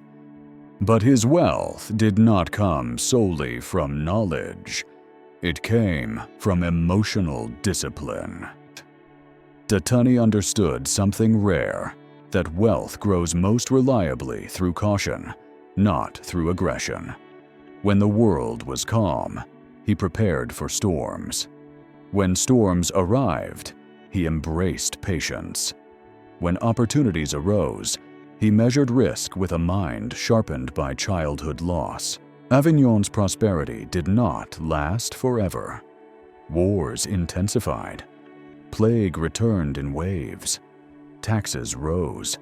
Markets contracted. Many merchants who had flourished during peaceful times were ruined when volatility hit.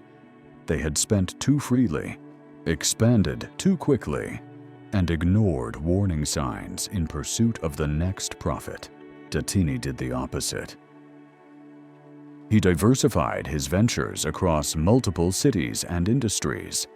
He handled wool in Pisa, grain in Sardinia, textiles in Florence, and shipping routes along the Mediterranean. He placed partners and agents in each location, requiring them to write frequent reports. He insisted on transparency. He demanded accountability. Every transaction had a record. Every risk had a counterweight. Every expansion had a protective cushion. This caution did not slow his success. It multiplied it. While wealthier merchants collapsed during economic shocks, Datini remained steady. When markets fell, he purchased assets at prices others could not. When plagues returned, he protected his workers by rerouting operations. When wars cut off trade routes, he shifted to alternate suppliers. His life became a living example of this principle. Steady hands survive storms, steady minds profit from them. Yet what makes Datini's story truly compelling is not merely his prudence, but the humanity woven through it. His letters to his wife, Margherita, reveal a man deeply aware of his limitations, his flaws, his fears. He confessed mistakes. He expressed anxieties. He wrote of the weight of responsibility, the exhaustion of leadership, the loneliness of those who must always anticipate danger others ignore. "Better to walk slowly than to stumble quickly," he wrote once. "Better to keep a small certainty than to chase a large doubt." These were not the words of a timid man. They were the words of someone who had learned that fortune favors those who remain calm even when the world trembles. Datini did not build monuments. He did not crave applause. He did not seek spectacle. Where Croesus sought divine confirmation, where John Law sought national transformation, where Nero sought worship, Datini sought only stability, economic, emotional, and moral. His myth does not dazzle with dramatic events. It glows steadily, like an ember that refuses to extinguish. And in that glow lies a philosophy that built not only one of the greatest mercantile fortunes of the Middle Ages, but a blueprint for enduring wealth.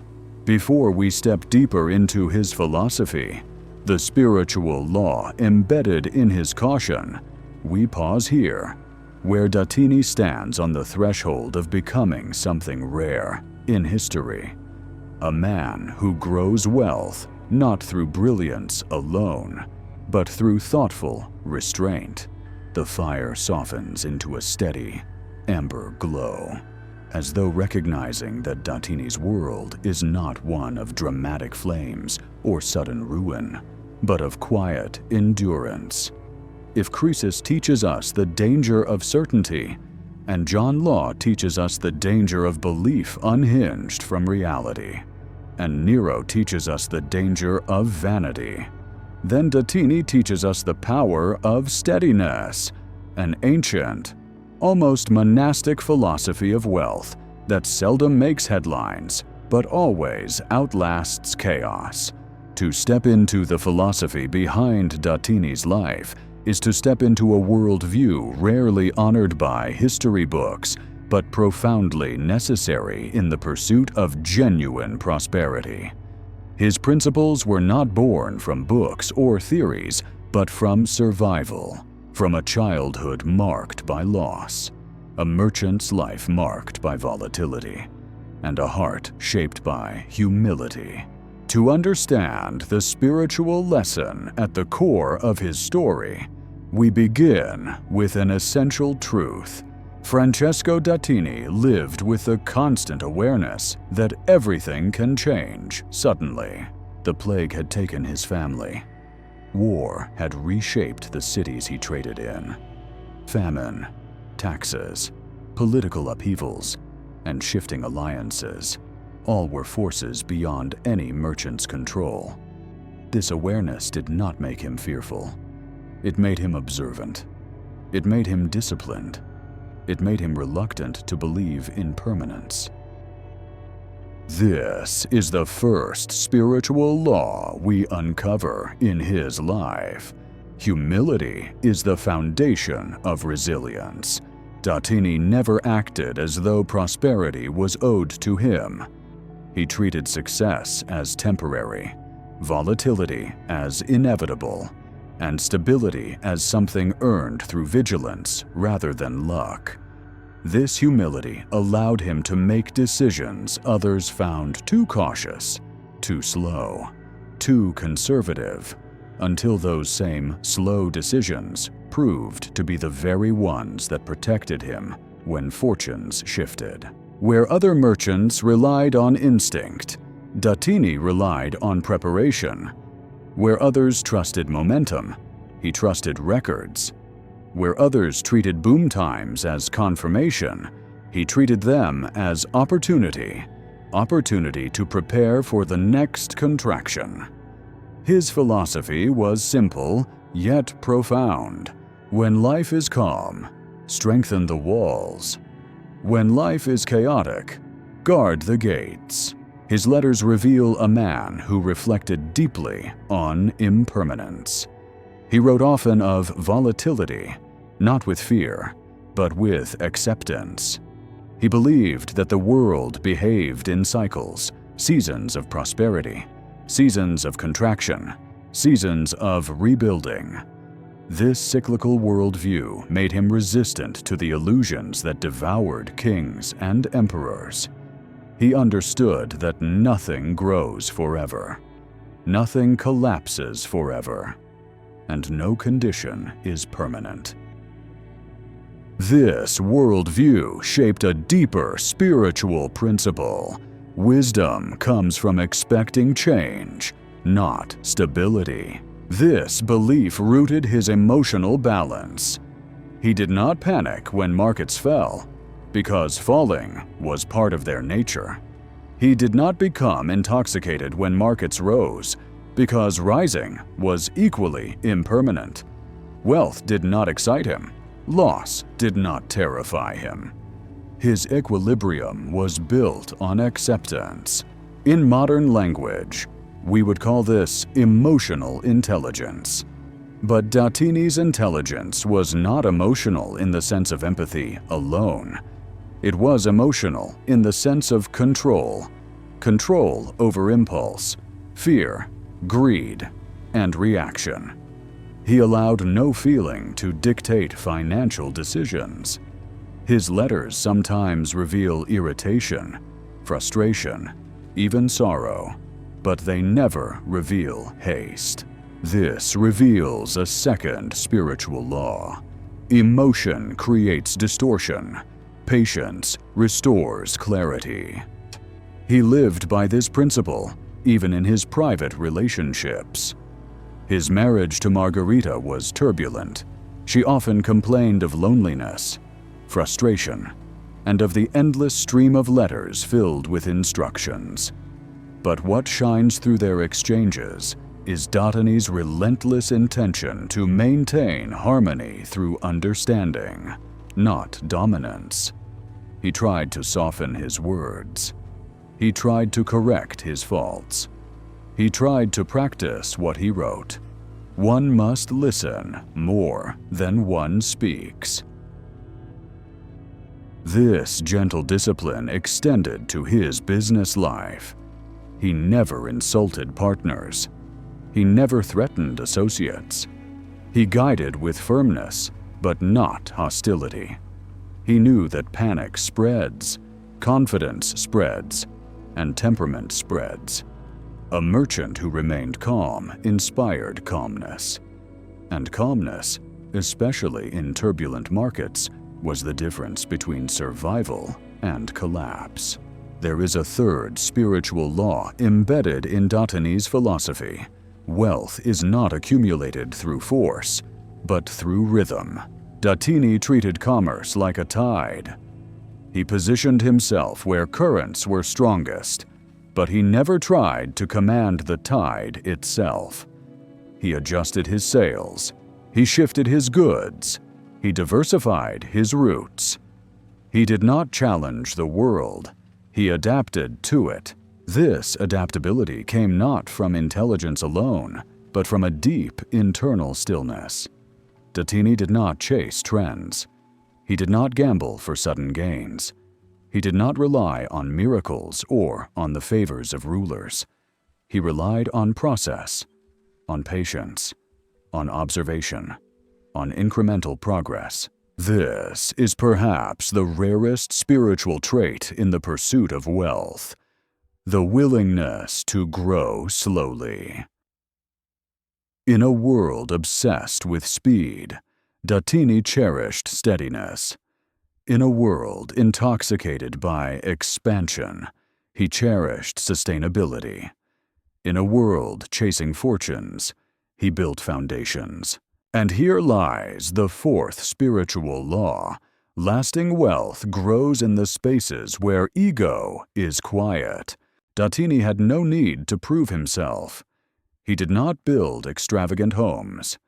He did not buy lavish titles. He did not engrave his name on monuments. His wealth was marked not by display, but by durability. At the end of his life, he founded a charitable institution in Prato, the Ceppo dei Poveri, where his fortune would support the poor long after he was gone. He believed wealth was a stewardship, not a crown. This final act reveals the deepest truth of his philosophy. Prosperity is a responsibility, not an identity. This mindset stands in stark contrast to Nero's vanity, Croesus's pride, and John Law's idealism. Datini did not allow wealth to define him. He saw it as a tool, useful, powerful, but only meaningful when guided by discipline. And so his philosophy becomes a beacon, a worldview rooted not in spectacle, nor in illusion, nor in desire, but in an awareness of life's impermanence and the quiet strength of patience. From this philosophy emerges an entire framework for financial resilience, a framework we will now explore as we move into the final chunk of this part, where Datini's slow, steady wisdom becomes a practical guide for building wealth that can endure both prosperity and storms. The flames rest low and steady, like the quiet heart of a seasoned traveler who has weathered many roads. This is the perfect firelight for the final layer of Datini's story, the financial architecture behind his endurance. If Croesus teaches us how overconfidence blinds judgment, and John Law teaches us how unchecked belief inflates collapse, and Nero teaches us how vanity corrodes economic foundations, then Datini teaches us the rarest lesson of all. He shows us how wealth survives. To understand Datini's financial mastery, we must step into the mind of a man who viewed commerce not as a gamble, nor as spectacle, nor as a declaration of identity, but as a long road shaped by discipline, observation, and protection. Francesco Datini's fortune was not built in sudden leaps. It was built through thousands of small decisions, each one deliberate, cautious, and grounded. His survival through plague, through war, through economic contraction, and through the unpredictability of medieval trade reveals a framework that modern investors and entrepreneurs still fail to grasp. The strongest wealth is not the wealth that grows fastest, but the wealth that survives the longest. Datini understood this intuitively. Let us walk through the pillars of his financial practice, each one revealed through his actions, his ledgers, and his letters. The first principle of Datini's financial system was diversification, not as a trendy idea, but as a survival instinct.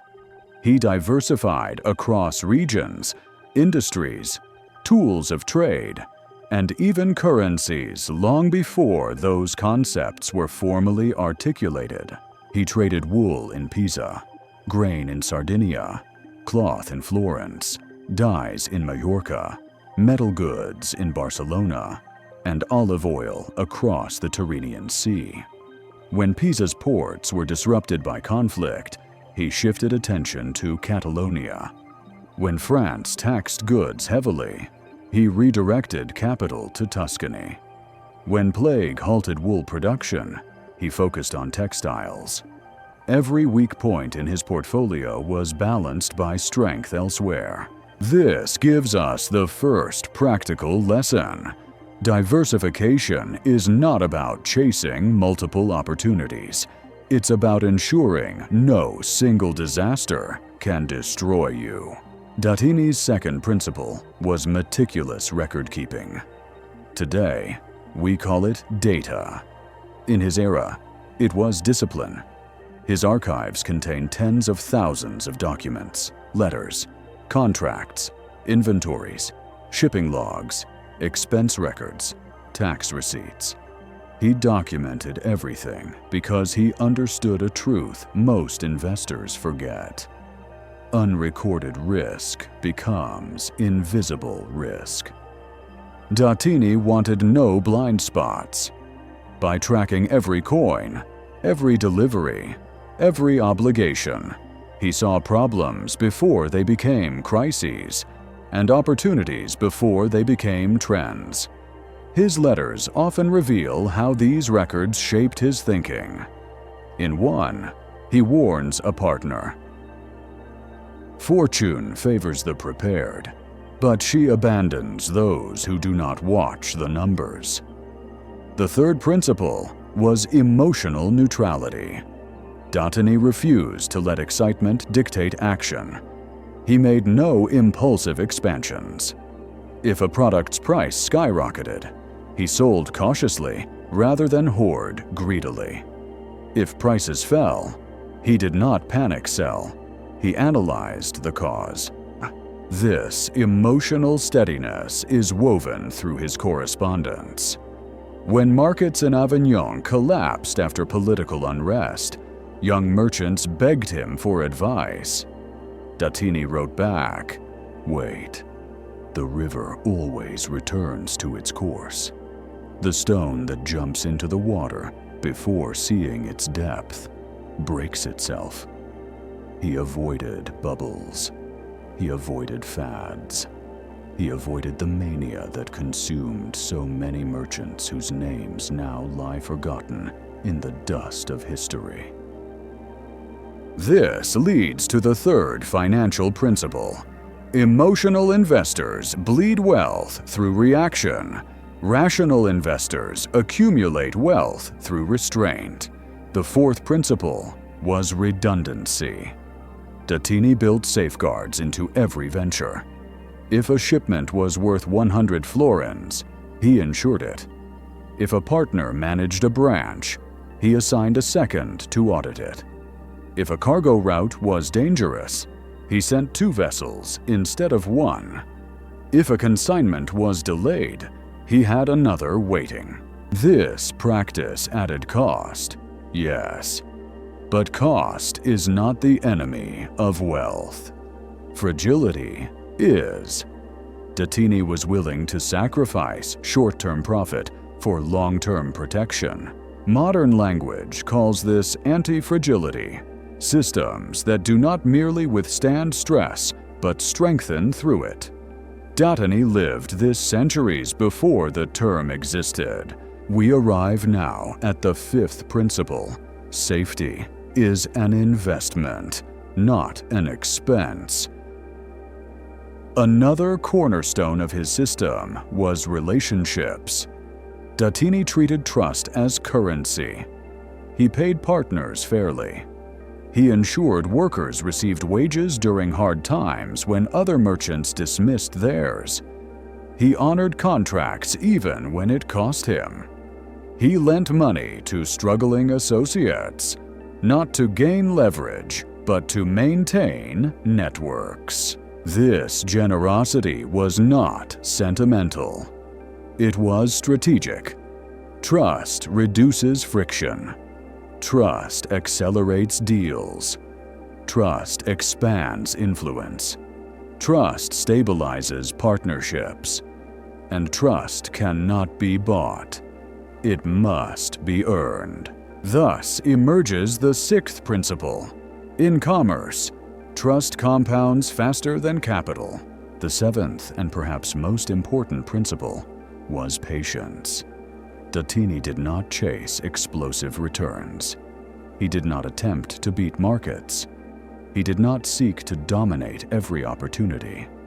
His objective was consistency. Years of small profits mattered more to him than single fortunes. This patience allowed him to survive when others perished.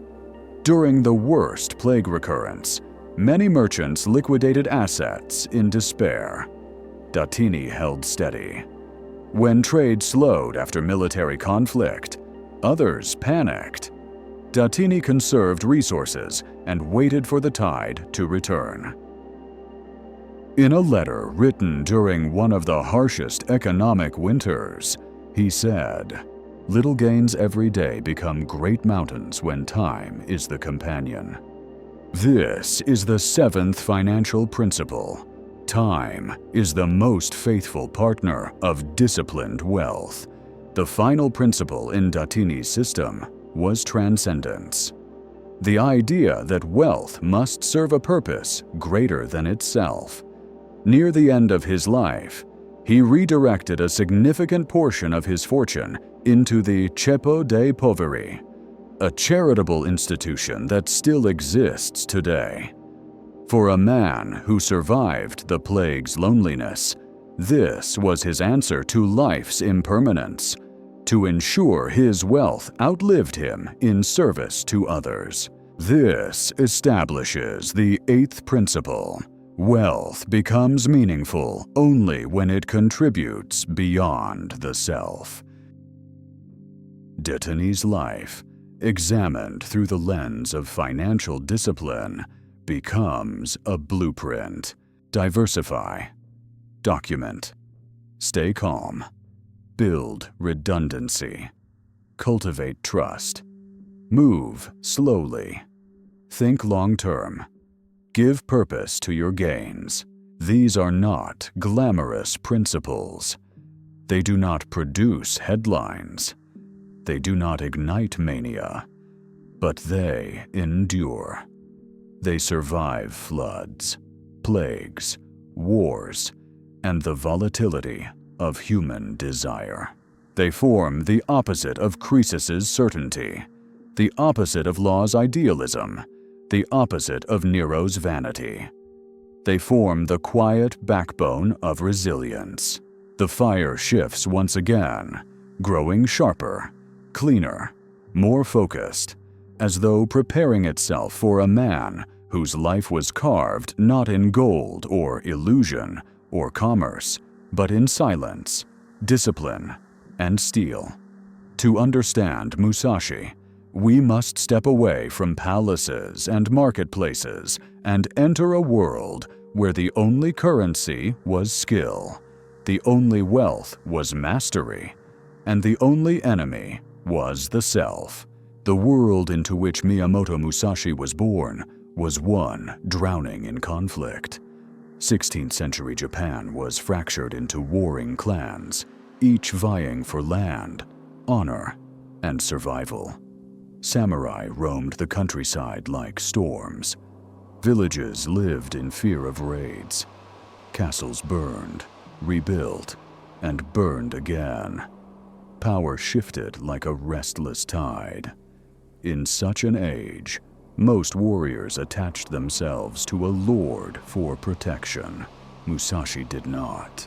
He was born in Harima Province in 1584, a small child with a frail body, but an intense, almost unsettling gaze. His father, Shinmen Munisai, was a master swordsman renowned throughout the region. Yet their relationship was strained, distant, marked by discipline so severe it bordered on cruelty. Some accounts say Musashi's mother died when he was young. Others suggest she left. Either way, Musashi grew up without the softness of affection. His childhood was shaped by the harsh clang of wooden swords, the bitter taste of solitude, and a relentless demand for perfection. At 13, Musashi fought his first duel. His opponent was a seasoned samurai. The boy, tall, awkward, unrefined in posture, walked into the field with a wooden staff instead of a sword. When the duel ended, the samurai lay bleeding in the dust. Musashi did not celebrate. He simply walked away. Those who watched him later said he fought as though anticipation itself were his weapon.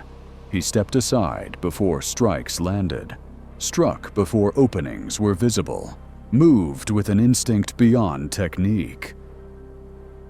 He left his village soon after, stepping into a world that would come to fear his name. Musashi wandered Japan as a ronin, a masterless swordsman, challenging warriors in towns, riverbanks, mountain roads, temples, marketplaces, anywhere steel could be tested. He fought the Yoshioka school in Kyoto, defeating one master after another. He faced spearbearers, archers, martial artists from distant provinces. He fought in forests where sunlight barely touched the ground, in fields thick with morning mist, in abandoned shrines where only the wind witnessed the clash. He won every duel. But Musashi was more than a prodigy of violence. The deeper truth behind his legend reveals a man who did not seek victory for its own sake. He sought something more elusive, understanding, mastery, a state beyond technique. By the time he reached adulthood, Musashi had defeated dozens of opponents, yet he felt no pride. Instead, he felt unease. The victories came too easily. The opponents were predictable. Their minds were noisy, filled with fear, desire, ambition, hesitation. Musashi understood something that few warriors dared articulate. People lose battles long before the first strike. They lose them in the mind. This realization led him into an entirely new chapter of his life. He sought isolation. He lived in caves. He slept in forests. He trained not only his hands, but his perception. He observed how wind moved grass, how water shaped stone, how moonlight bent across the floor of a shrine. He began to understand a truth deeper than swordsmanship. Stillness is stronger than aggression. Silence is sharper than technique. While other warriors trained through repetition alone, Musashi trained by erasing urgency. He practiced moving without moving quickly, sensing without relying on sight, anticipating without predicting. He learned to act not from emotion, but from clarity. This is where the myth of Musashi becomes a spiritual revelation, he wrote later in his life. You must understand that there is more than one path to the top of the mountain. And that path began with shedding the illusion that speed, excitement, and impulse create advantage. Musashi saw these traits as weaknesses. He fought opponents who rushed toward him, believing momentum was power. He defeated them effortlessly. Victory belonged not to the fastest or the strongest, but to the one who did not react, who did not chase, who did not fear missing an opening. This is the heart of Musashi's legend, the birth of a philosophy that would one day become a manual for strategy, known as the Book of Five Rings. But to reach the philosophy, we must first walk deeper into his life, through battles of mind, through the loneliness of mastery, through the silence that became his greatest weapon. Before we move to philosophy, here is where we pause. Musashi stands before us now, a swordsman undefeated, a wanderer unanchored, a seeker stepping beyond violence into something far more profound. The fire narrows into a slender blue flame now, clear and unwavering, the kind of flame that would have pleased Musashi. For he believed that clarity, not excitement, not aggression, not bravado, was the true core of mastery. To understand the philosophy behind his undefeated life, we must step away from the battlefield entirely and enter the inner world that shaped his discipline. For Musashi's greatness did not come from strength. It came from emptiness. After years of duels and wandering, Musashi reached a point where the external world no longer taught him anything. His opponents moved as though they were following scripts he had already memorized. Their intentions were visible in their shoulders, their hesitation in their breath, their fear in the smallest tremor of the wrist. By the time their blades reached him, Musashi had already decided the outcome. He realized that the true enemy was no longer outside. It was inside. And so he withdrew from society, seeking a deeper path. He lived in solitude on Mount Sayo. He slept in caves, ate roots and river fish, trained his mind with the same severity that others trained their arms. He sat for hours, staring at still water, not meditating in the spiritual sense, but observing how ripples formed, how reflection bent, how movement distorted truth. He wrote later, "If you know the way broadly, you will see it in everything." This marks the first philosophical pillar of Musashi's life. Clarity is found not in speed, but in stillness. Musashi realized that the mind is the true battlefield. A swordsman loses not when the blade touches flesh, but when fear grips the mind. A trader loses not when the market dips, but when panic overrides discipline. A person loses not when opportunities vanish, but when urgency blinds judgment. In his duels, Musashi deliberately disrupted rhythm. He arrived late. He fought with unconventional weapons. He stood at odd angles. He refused to give opponents a pattern to follow. This was not arrogance. It was a psychological strategy. Most warriors relied on rhythm. If he broke their rhythm, he broke their spirit. Thus emerges the second pillar of his philosophy. A person who cannot be rushed cannot be manipulated. Musashi wrote, "The opponent who is agitated is already defeated." He believed that stillness, mental and emotional, creates dominance, not by force, but by refusal to follow another's pace. He rejected urgency in every form. He moved slowly when others sped up. He waited when others lunged. He allowed silence to extend beyond comfort.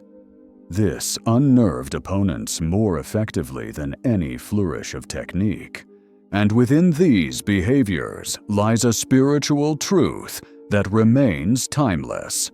The fear of missing an opening is the greatest opening you give your enemy. In other words, FOMO, the fear of missing out, was as deadly in Musashi's world as it is in ours. Warriors who lunged too quickly died by their own haste. Merchants who rushed into trends lost fortunes. Leaders who reacted emotionally destroyed their own stability. Musashi watched this pattern and internalized a higher principle. The moment you feel urgency, step back. The moment you feel excitement, slow down. The moment you fear being left behind, stay still. This principle shaped everything he did. When fighting the Yoshioka clan, one of Kyoto's most prestigious schools, Musashi faced an entire lineage. He defeated the first master, then the second, then the youngest, who was brought out to avenge his family. Instead of meeting him in proper duel form, Musashi attacked early, striking from a position that broke every rule of etiquette. Critics called it dishonorable. Musashi called it decisive. "It is dangerous to wait for the perfect moment," he wrote. The perfect moment exists only in the mind. This leads to the third philosophical pillar. Do not act when the world commands you to act. Act when clarity leads you. Musashi believed that the more predictable a person becomes, the more vulnerable they are. Predictability is exposure. Rhythm is exposure. Excitement is exposure. The world manipulates those who react impulsively. And so, to protect himself, Musashi cultivated the opposite of impulse. He cultivated emptiness. In his writings, emptiness is not a spiritual void. It is a state of unattachment, a calmness that cannot be agitated, a neutrality that cannot be provoked, a presence that sees without reacting. This emptiness gave him an extraordinary advantage. While other warriors tightened their grip when nervous, Musashi loosened his. While others tensed their muscles, Musashi softened. While others fixated on winning, Musashi fixated on seeing. He wrote, "Do nothing that is of no use." This phrase is not minimalism. It is discipline, the refusal to waste energy on anything that does not contribute to strategy. Most people exhaust themselves before battle even begins. They overthink, overreact, overprepare, or overcommit. Musashi conserved energy like a predator watching from the shadows, moving only when movement mattered. This introduces the fourth pillar. Energy, like wealth, is finite. Waste none. Musashi's life was filled with this awareness. He refused luxury. He refused comfort. He refused routine. He understood that attachment corrupts clarity. The more a person clings to comfort, reputation, possessions, or outcomes, the more vulnerable they become. Thus emerges the fifth pillar of his philosophy. Attachment creates openings. Stillness closes them. Musashi attached himself to nothing, not even victory. He once wrote that a true warrior must be willing to lose in order to win. Not lose foolishly, but detach from ego so completely that fear of failure cannot cloud vision. This detachment echoed in every duel he fought. While opponents carried heirloom blades polished for generations, Musashi sometimes fought with a wooden staff carved from the branch of a tree moments before combat.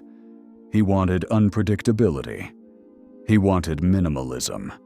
He wanted nothing that could be taken from him, not even a sword. Musashi's philosophy cuts deeper than martial wisdom. It reveals a blueprint for navigating markets, opportunities, and life itself. Before we turn to the financial lessons derived from his clarity, we pause here, where the Ronin, shaped by solitude, stands not as a warrior, but as a philosopher whose stillness became a weapon stronger than steel. The fire now burns with a calm, deep glow, quiet, unwavering, much like the presence Musashi cultivated through decades of discipline. This is the perfect light in which to explore the financial meaning hidden within his life.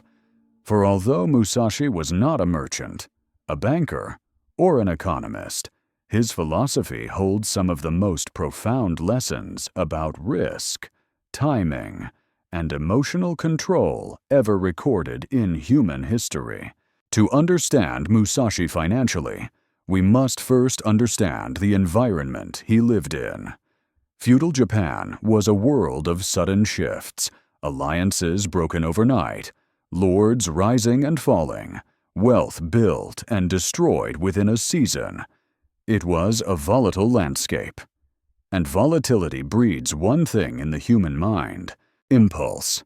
Men rushed to serve whichever daimyo seemed most powerful. They switched allegiances, gambled their futures, and fought battles without clarity. They moved with the energy of fear, fear of obscurity, fear of insignificance, fear of missing opportunity. Musashi watched this chaos, and unlike most men, he refused to join the rush. He refused everything that resembled FOMO.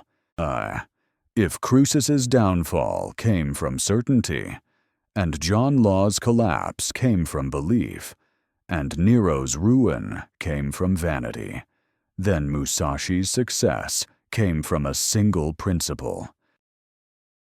He never rushed. He never chased. He never feared missing out.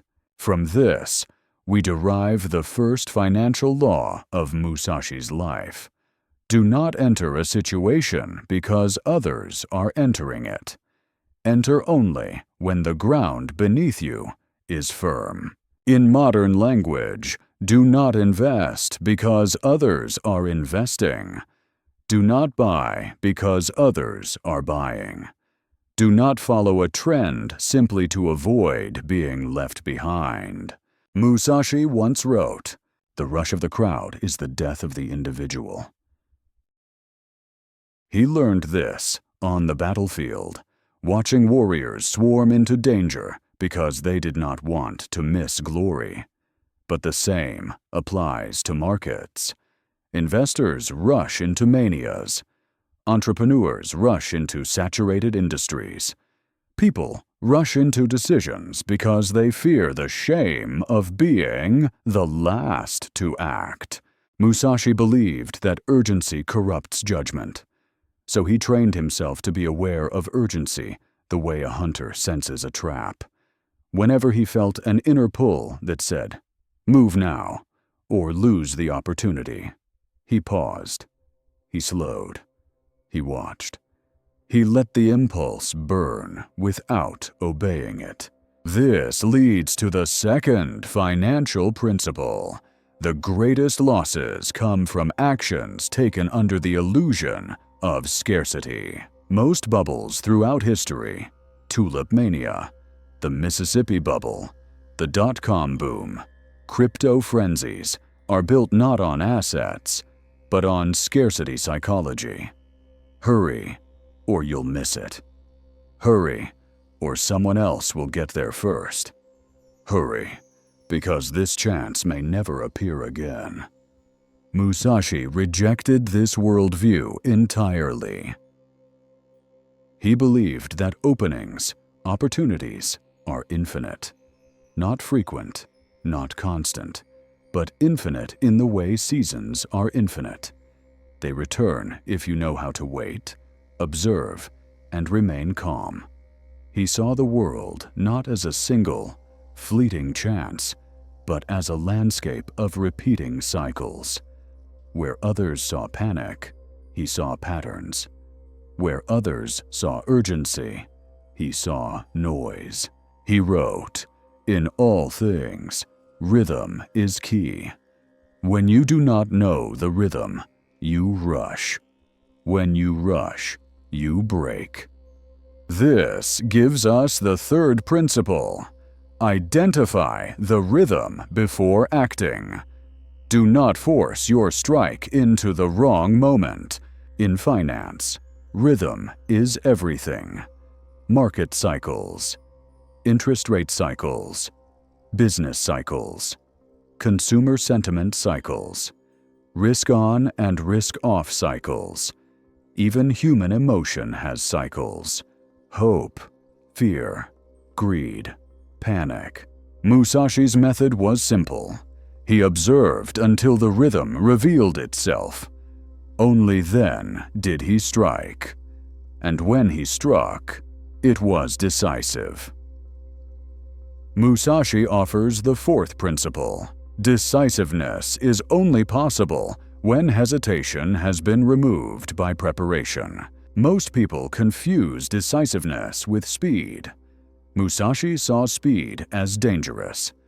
He saw decisiveness as the ability to act without doubt, not because the decision is impulsive, but because it was made in clarity.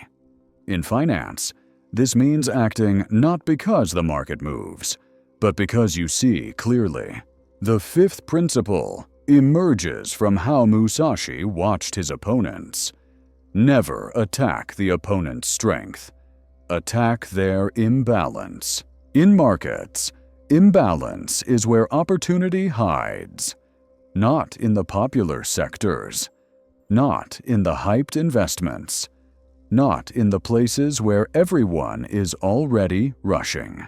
Imbalance appears where emotion overrides logic, prices detach from reality, fear causes mispricing, ignorance creates inefficiency.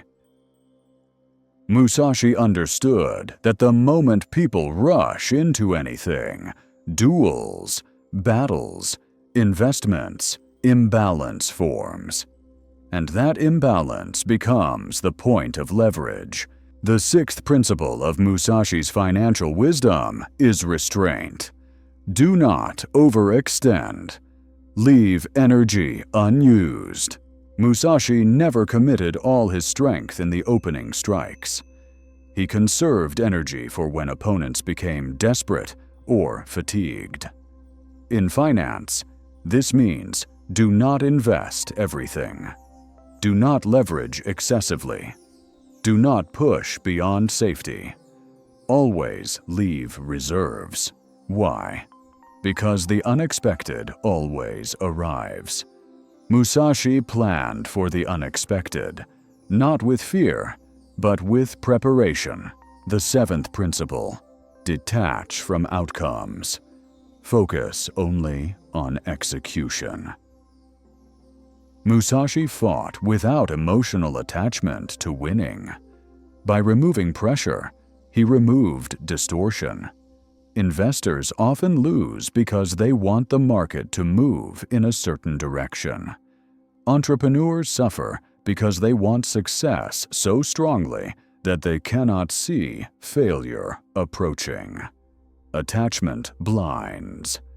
Detachment reveals. Finally, the eighth principle, the heart of Musashi's strategy and the essence of non-FOMO. Stillness is the ultimate advantage. Stillness is not inactivity. It is awareness without panic. It is patience without fear. It is discipline without performance. It is clarity in a world that screams for reaction. Musashi remained undefeated not because he was the strongest, but because he was the calmest. His mind was a silent lake into which no stone of urgency could be thrown. From that stillness emerged intuition, timing, and insight sharper than any blade. And so, from this ancient swordsman emerges one of the greatest financial teachings of history. The person who cannot be rushed owns the field. The fire changes once more, dimming into a thoughtful, amber hush, the kind of light that welcomes a different kind of figure. No king blinded by wealth, no gambler intoxicated by belief, no emperor consumed by vanity, no swordsman carving clarity through conflict. Now we sit with a monk, robed in the austerity of conviction, who gazed upon his age and saw what others could not see. Nichiren, a man who walked not with a sword, but with a voice sharp enough to shake an empire. A man who believed that behind every political turmoil, every famine, every war, every economic collapse, there lay a spiritual imbalance. In him, we find the first thinker in this narrative who did not merely witness disaster, but predicted it, warned of it, and attempted to prevent it through a philosophy rooted not in mysticism, but in pattern. To understand Nichiren, we must journey back to 13th century Japan, a land trembling beneath storms, both visible and invisible. The Kamakura period was one of scattered power. The emperor was a symbol, overshadowed by the shogunate, whose generals commanded real authority. Samurai clans battled for influence. Taxes shifted unpredictably. Natural disasters struck with a frequency that terrified common people. Earthquakes split the ground like seams tearing open the earth. Typhoons lashed the coasts. Famines hollowed villages. Diseases claimed entire regions before shrines could even finish their prayers. Japan was, in a word, unstable. Economically, spiritually, politically. It was in this world that Nichiren was born in 1222 in a small fishing village in Awa province. His childhood was shaped by hardship, the kind that ages a child before his time. The sea was both giver and taker, offering livelihood, yet stealing lives with storms and hunger. Young Nichiren saw suffering everywhere, families broken by famine, samurai extorting farmers, monks reciting sutras while people died outside temple gates. This exposure carved into him a question that would define his life. Why do societies collapse? What invisible law governs their rise and fall? At 12, Nichiren entered a Buddhist temple as a novice monk. But unlike other acolytes, he did not accept teachings passively. He asked questions that unsettled his instructors. He challenged doctrines. He demanded clarity behind rituals. He refused to memorize chants without understanding their purpose. When monks told him suffering was inevitable, Nichiren asked why suffering seemed to arrive in predictable waves. His curiosity propelled him far beyond the confines of one temple. He traveled across Japan, studying under different sects, comparing sutras, observing how each region struggled with its own version of disorder. While other monks sought enlightenment, Nichiren sought truth, something grounded in reality, measurable in consequence. During these travels, Nichiren noticed a pattern that would become the foundation of his philosophy. Societal suffering always increases when people lose alignment with core principles. And once misalignment reaches a threshold, collapse becomes inevitable. He saw it in villages where greed overtook shared duty. He saw it in temples where priests grew comfortable with power. He saw it in courts where leaders feared losing position more than losing stability. He saw it in merchants raising grain prices during famine. He saw it in warriors prioritizing personal glory over protection of the people. In the year 1253, after years of study and meditation, Nichiren experienced an internal clarity that he later described as the sudden seeing of a hidden law. He declared that Japan had entered a cycle of decline not because of bad luck or divine anger, but because its spiritual foundation had eroded. Values had shifted. Priorities had inverted. Loyalty had weakened. Discipline had faded. And because these shifts were widespread, not isolated, Nichiren believed they would culminate in catastrophe. He did not hesitate. He did not soften. He did not fear consequence. Nichiren wrote a treatise that would shake Japan, titled Risho Ankoku Ron, on establishing the correct teaching for the peace of the land. In it, he argued that Japan stood on the brink of disaster because its spiritual rhythm had broken. He predicted famine, disease, internal rebellion, and external invasion. Imagine that moment, a single monk walking into the political chambers of Kamakura, unarmed, unprotected, and proclaiming that the government was blind to an approaching storm. He warned the regents that the signs were already visible, that unless Japan realigned its moral compass, chaos would descend. Leaders were outraged. How dare a common monk criticize them? They exiled him. Later, they attempted to execute him. They sent him to desolate islands where prisoners rarely survived. But Nichiren endured everything: famine, torture, years in freezing isolation. He wrote letters in the dark, carved sutras with broken tools, encouraged disciples across the nation, and continued predicting, warning, and mapping the cycles of collapse. And here is where the myth meets the philosophical truth. Every warning Nichiren gave came true. Japan plunged into famine. The Mongols invaded. Political uprisings erupted. Earthquakes tore apart cities. The social order cracked under its own weight. Nichiren had not seen the future in mystical visions. He had recognized patterns invisible to those blinded by arrogance, comfort, or complacency. This leads us to the heart of his philosophy. All systems, spiritual, economic, political, move in cycles. When alignment is lost, decline begins.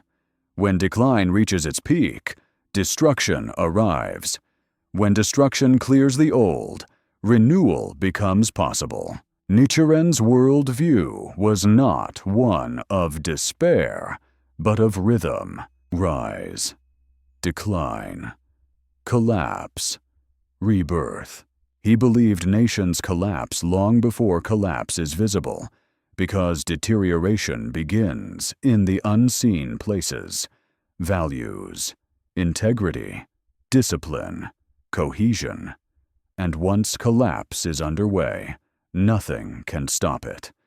You can only prepare for what the cycle will bring.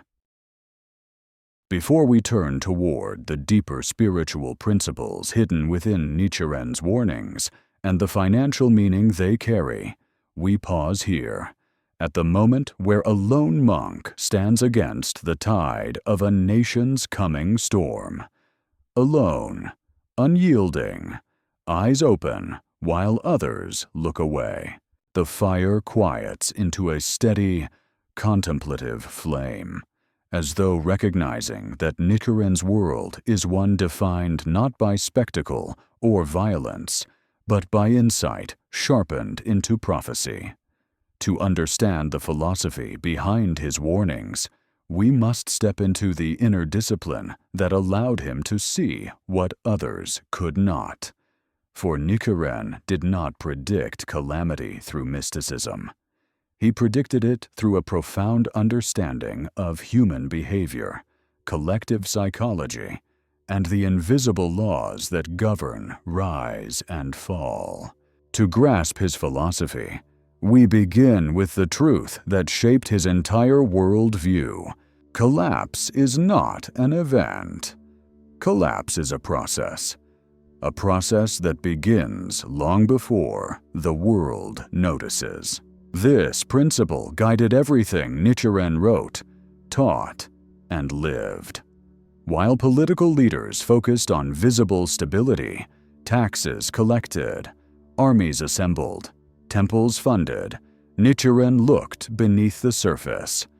He examined motivations rather than actions, values rather than proclamations, cycles rather than moments.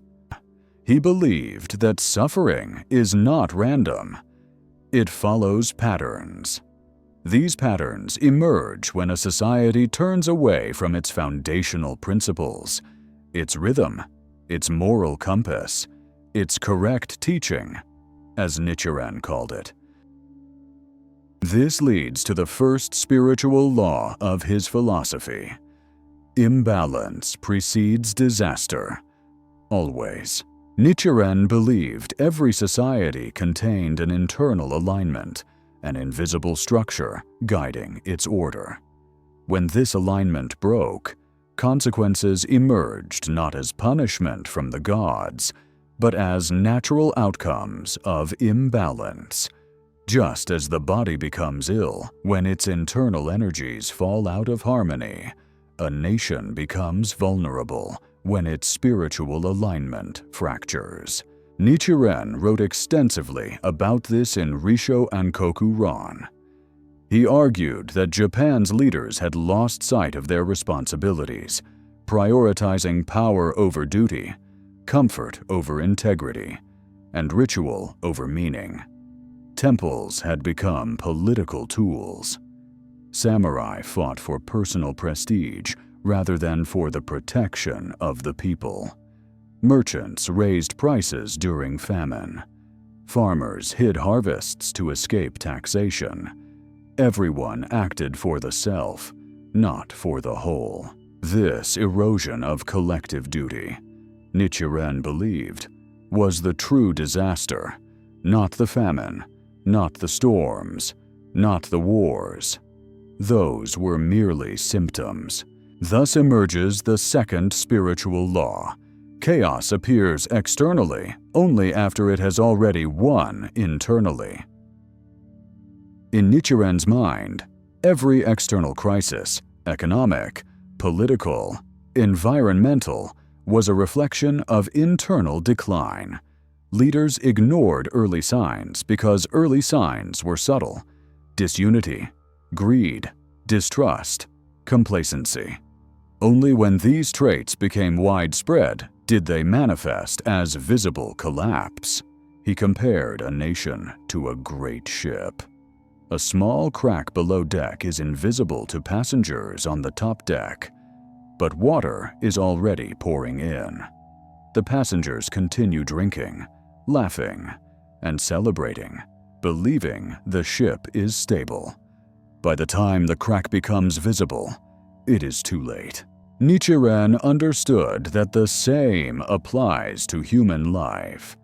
People often ignore the quiet deterioration within themselves, broken habits, lack of discipline, drifting purpose, until crises force recognition. This brings us to the third spiritual law.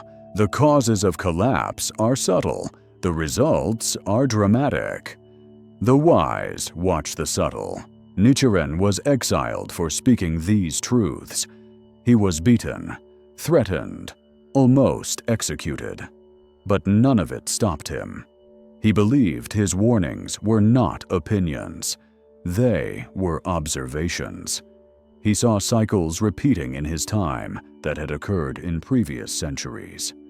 He studied the rise and decline of dynasties in China, the collapse of ancient kingdoms in India, the cyclical suffering described in Buddhist sutras.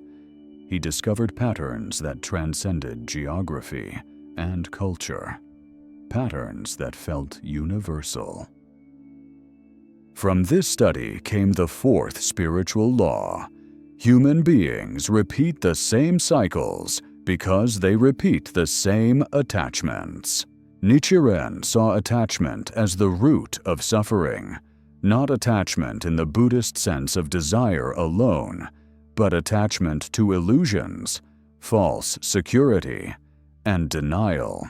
People cling to comfort, even when comfort becomes fragility. They cling to routine, even when routine leads to stagnation. They cling to leaders, even when leaders no longer guide. They cling to wealth, even when wealth becomes unstable. They cling to predictions, even when predictions no longer fit reality. This clinging blinds societies to the slow, creeping signs of collapse. Nichiren believed that true wisdom required detachment, not from life, but from illusion. This detachment allowed him to see patterns without fear, to accept cycles without resistance, and to warn without hesitation. This detachment shaped the fifth spiritual law. When you stop fearing cycles, you begin to see them clearly. Nichiren did not fear famine. He did not fear invasion. He did not fear unrest. His fearlessness did not come from naivety, but from understanding. To him, calamity was not an enemy. It was the natural consequence of imbalance, the necessary clearing before renewal. He taught that collapse is never the final stage. It is the purification that precedes resurgence. Just as fields must be burned for soil to regenerate, societies must shed what is decayed before new structures can emerge. This leads to the sixth spiritual law of Nichiren's philosophy. Destruction and renewal are twins, never enemies. When Mongol invasion struck Japan exactly as Nichiren had predicted, his followers were shaken. But Nichiren was calm. He wrote that the invasion was simply part of the larger rhythm he had warned about. And this reveals something crucial about his worldview. Patterns are not merely predictive, they are instructive. Nichiren believed cycles offered guidance. If collapse was caused by misalignment, then renewal required realignment. Not through rituals, not through politics, but through principles, integrity, courage, discipline, collective duty, spiritual clarity. These principles anchored societies. Without them, every structure built government, economy, culture stood on sand. And now we uncover the seventh spiritual law. Without principles, no system can sustain prosperity, no matter how wealthy or powerful it becomes. Nichiren's teachings were not gentle. They were sharp, confrontational, uncompromising. But they were rooted in compassion.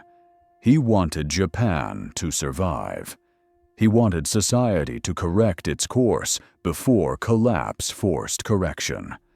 He wanted people to become aware of the cycles governing their lives so they could navigate them instead of suffering them.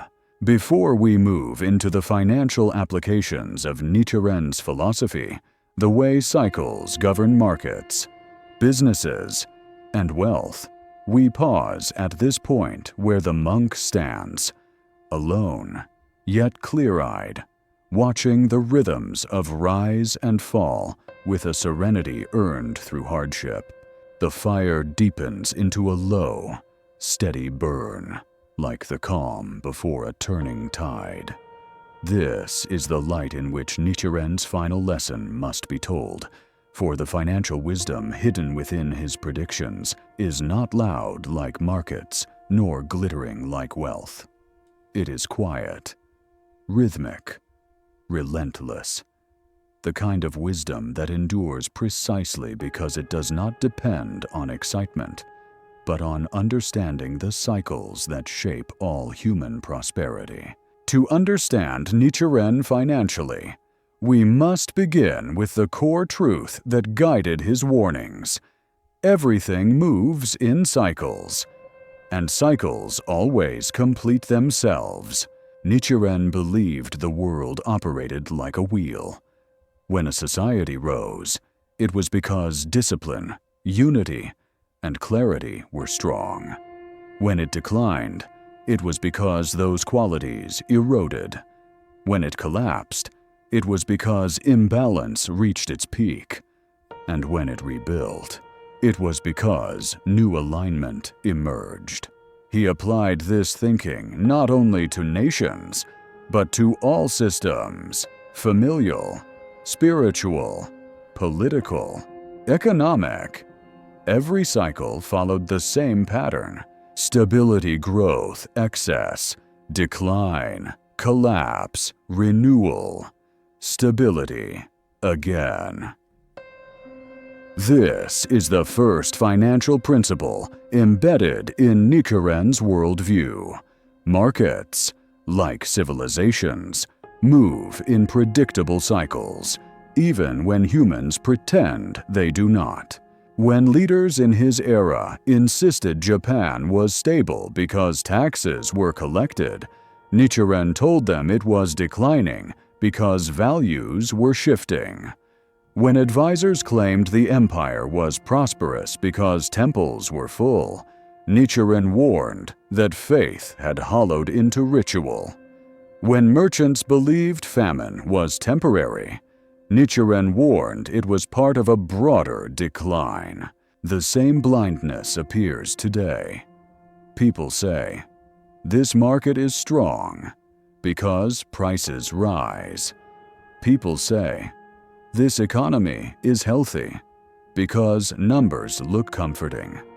People say, "This time is different," because they want it to be different. Nichiren would shake his head at all of this. He would say, "Look beneath the numbers. Look at the patterns. Look at the foundation." His second financial principle is this: the cause of collapse is always created during prosperity, not during crisis. Collapse is simply the moment the consequences become visible. The real damage happens quietly, when risk increases during calm, when leverage expands during stability, when discipline fades during growth, when leaders become complacent during good times. Nichiren understood this because he watched it unfold in real time. Japan had food. Japan had wealth. Japan had armies. But beneath that prosperity lay decay. The prosperity blinded them. The decay destroyed them. He would say the same about modern bubbles. Debt grows in the shadows. Confidence grows louder than caution. People buy assets not because they understand them, but because everyone else is buying. Nichiren did not trade stocks or manage portfolios, but his insights mirror the most fundamental law of financial history. Crashes are born in euphoria, not scarcity. The third financial principle emerges here. Prepare during prosperity. Protect during growth. Observe during frenzy. Act during decline. In Nichiren's world, no one listened until famine arrived.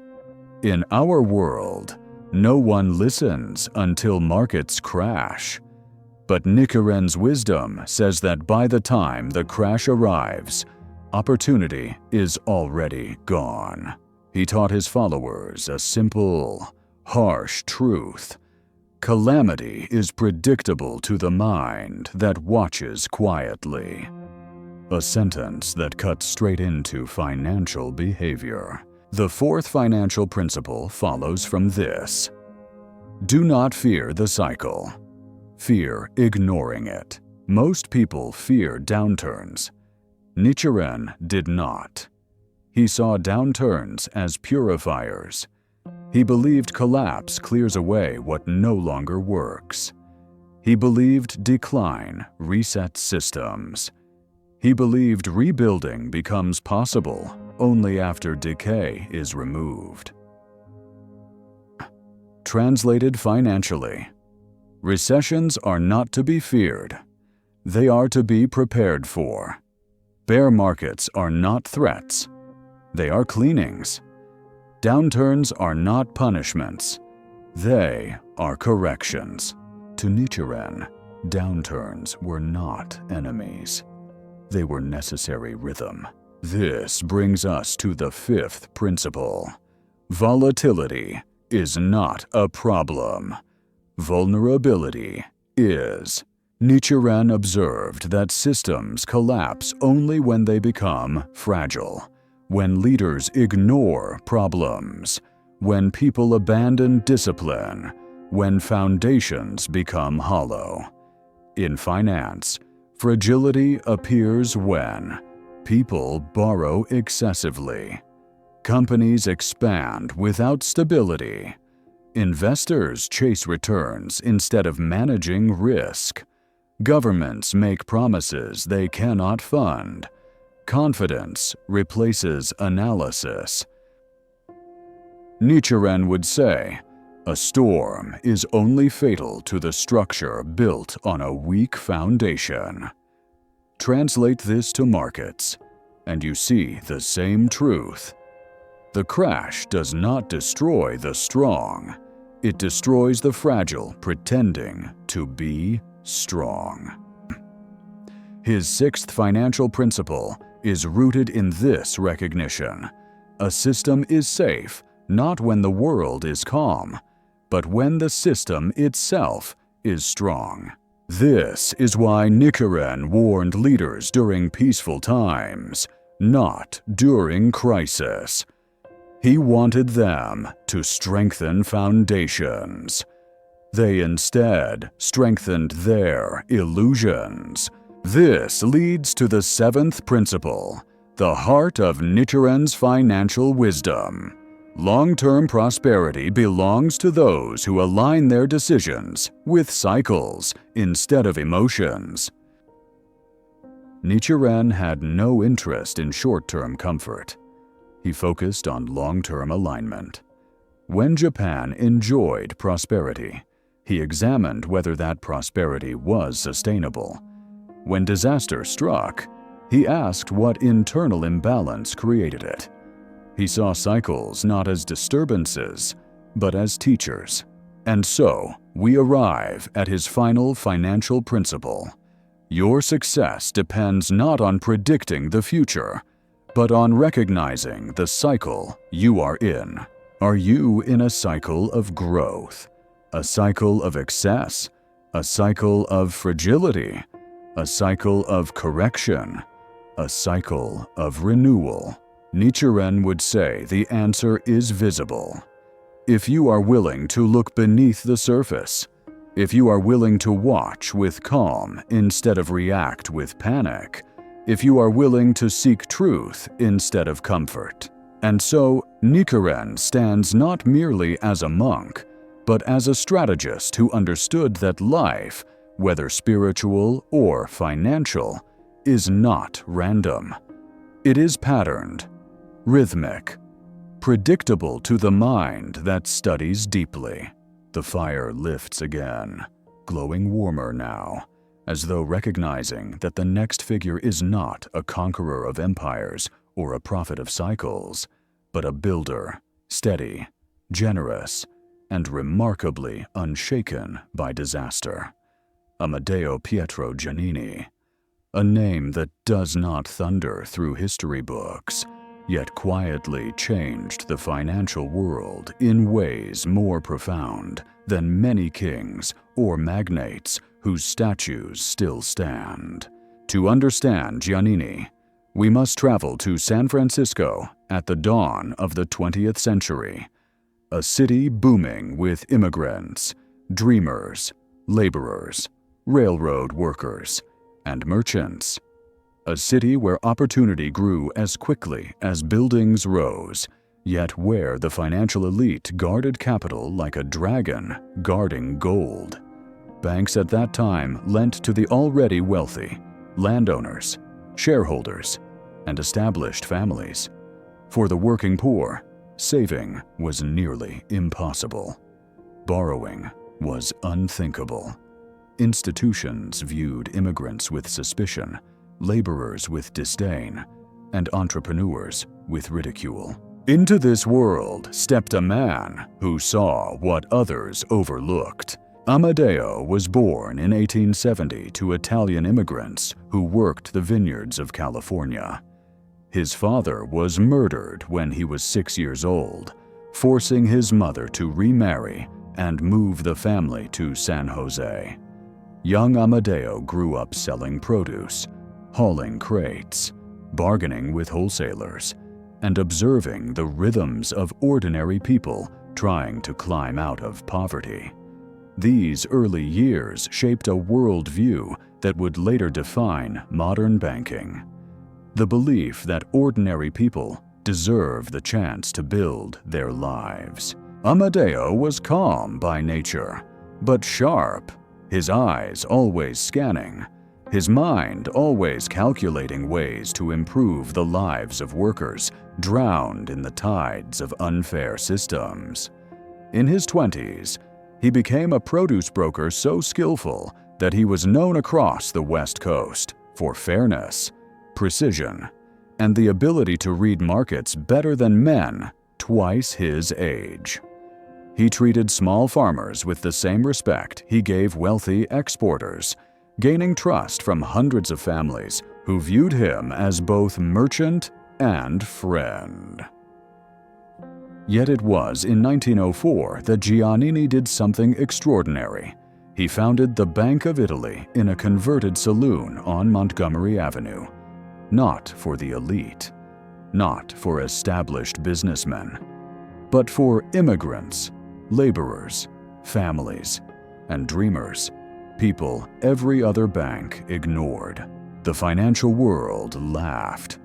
Rival bankers scoffed. They believed Amedeo was naive, reckless, doomed to fail. But they failed to understand what Giannini understood. The working class is not a risk. It is the foundation of society. He gave loans to barbers, carpenters, grocers, farmers, dock workers, widows, and recent arrivals with thick accents and rough clothes. He listened when others dismissed. He trusted when others doubted, and people responded with fierce loyalty. Customers lined up because they felt seen, perhaps for the first time in their lives. This alone would have been enough to mark Giannini as unique in banking history. But what happened next carved his name into legend. In the early morning of April 18, 1906, San Francisco was struck by one of the most devastating earthquakes in American history. Buildings crumbled, gas lines ruptured, fires erupted. Within hours, the city became an inferno. Flames leaped from block to block, consuming entire streets. Smoke darkened the sky. People fled with nothing but the clothes on their backs, their memories turning to ash behind them.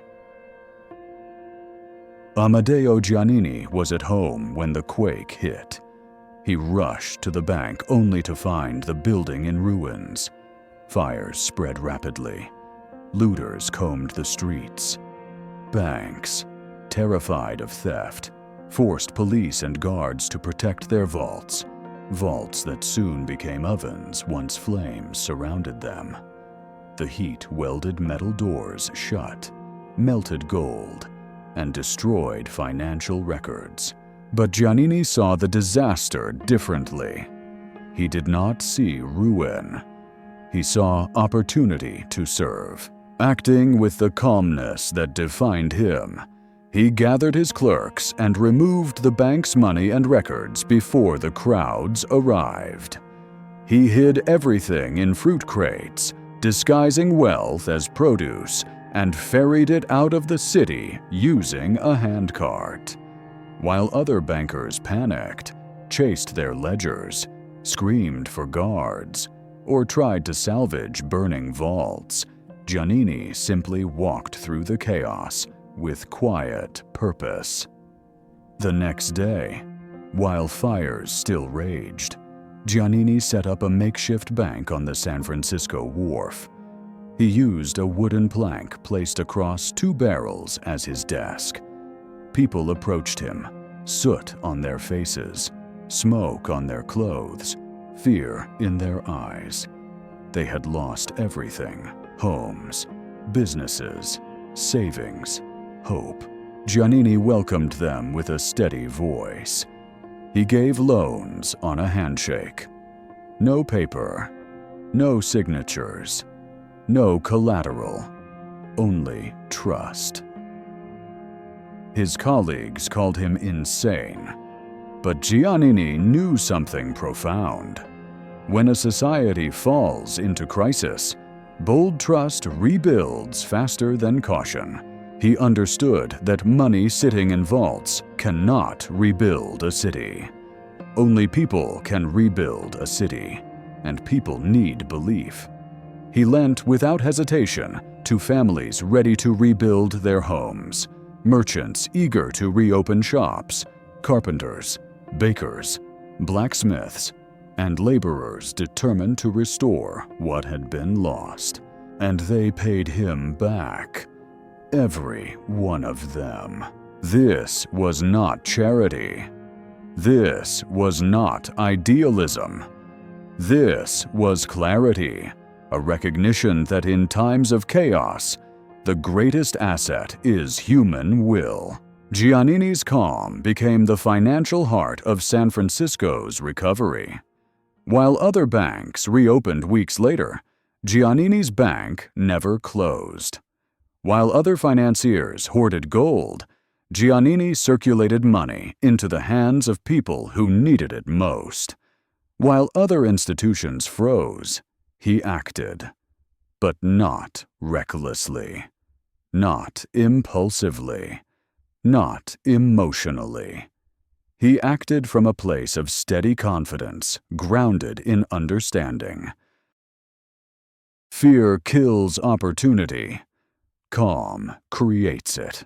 This quiet strength became the foundation of the modern world's most influential bank, for the Bank of Italy later grew into the institution we now know as Bank of America, a name chosen deliberately by Giannini to symbolize his belief that banking belongs to everyone, not just the wealthy. But before the financial lessons appear, before we translate his calm into strategy, we pause here, where the city burns, where people grieve, and where one man stands with a plank, 2 barrels, and unwavering composure, choosing to lend not to what exists, but to what can rise again. The fire glows warmer now, as though leaning toward the story of a man whose wisdom was not carved in temples or battlefields or golden palaces, but in the everyday courage of rebuilding.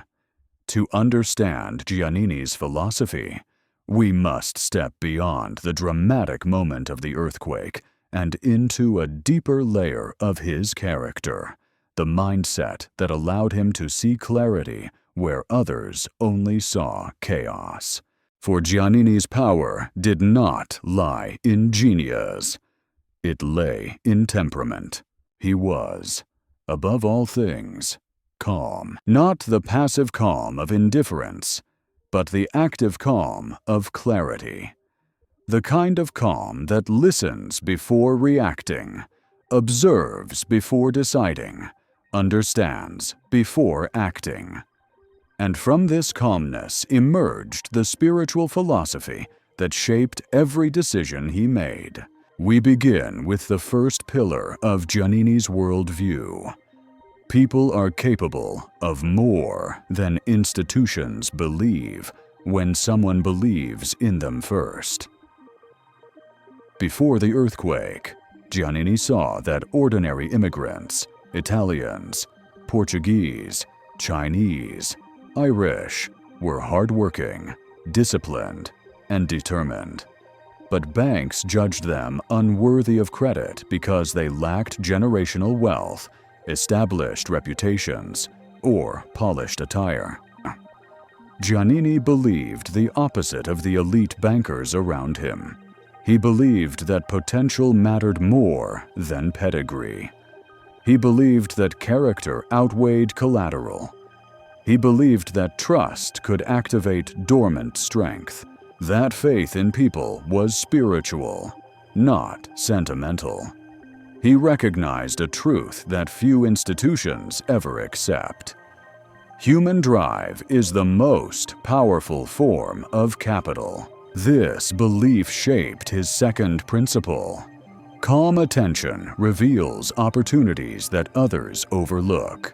Before the earthquake, this meant lending to barbers, butchers, seamstresses, and farmers. His colleagues saw them as high risk.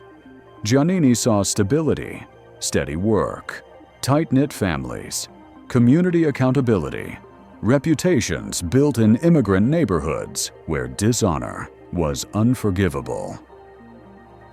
After the earthquake, this calm attention meant recognizing that people were not helpless. They were determined.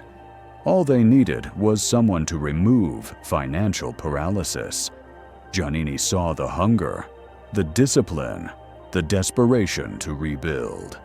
His calm allowed him to see the will that others missed. This leads us to the third pillar. Fear causes institutions to freeze. Clarity allows individuals to move.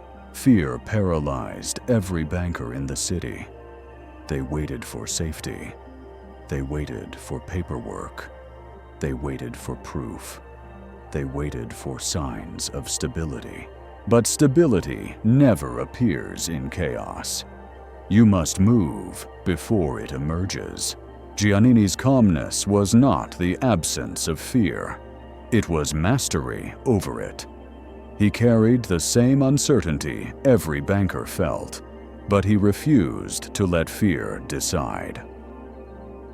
Thus emerges the fourth principle. The person who remains calm during crisis becomes the axis around which others stabilize.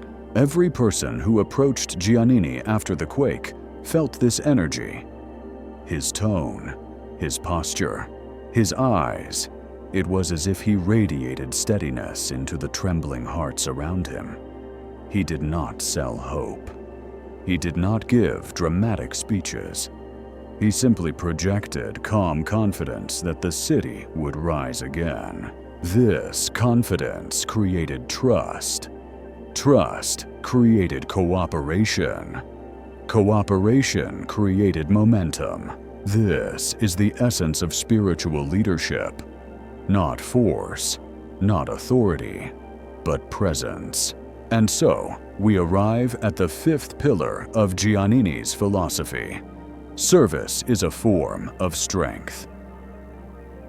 Giannini did not open his makeshift bank to profit.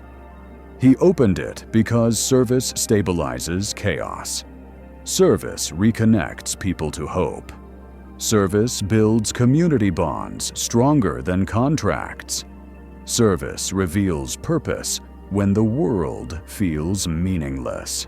To Giannini, wealth was a tool, not a trophy. Banks existed to serve the living, not to protect the dead weight of gold locked in vaults.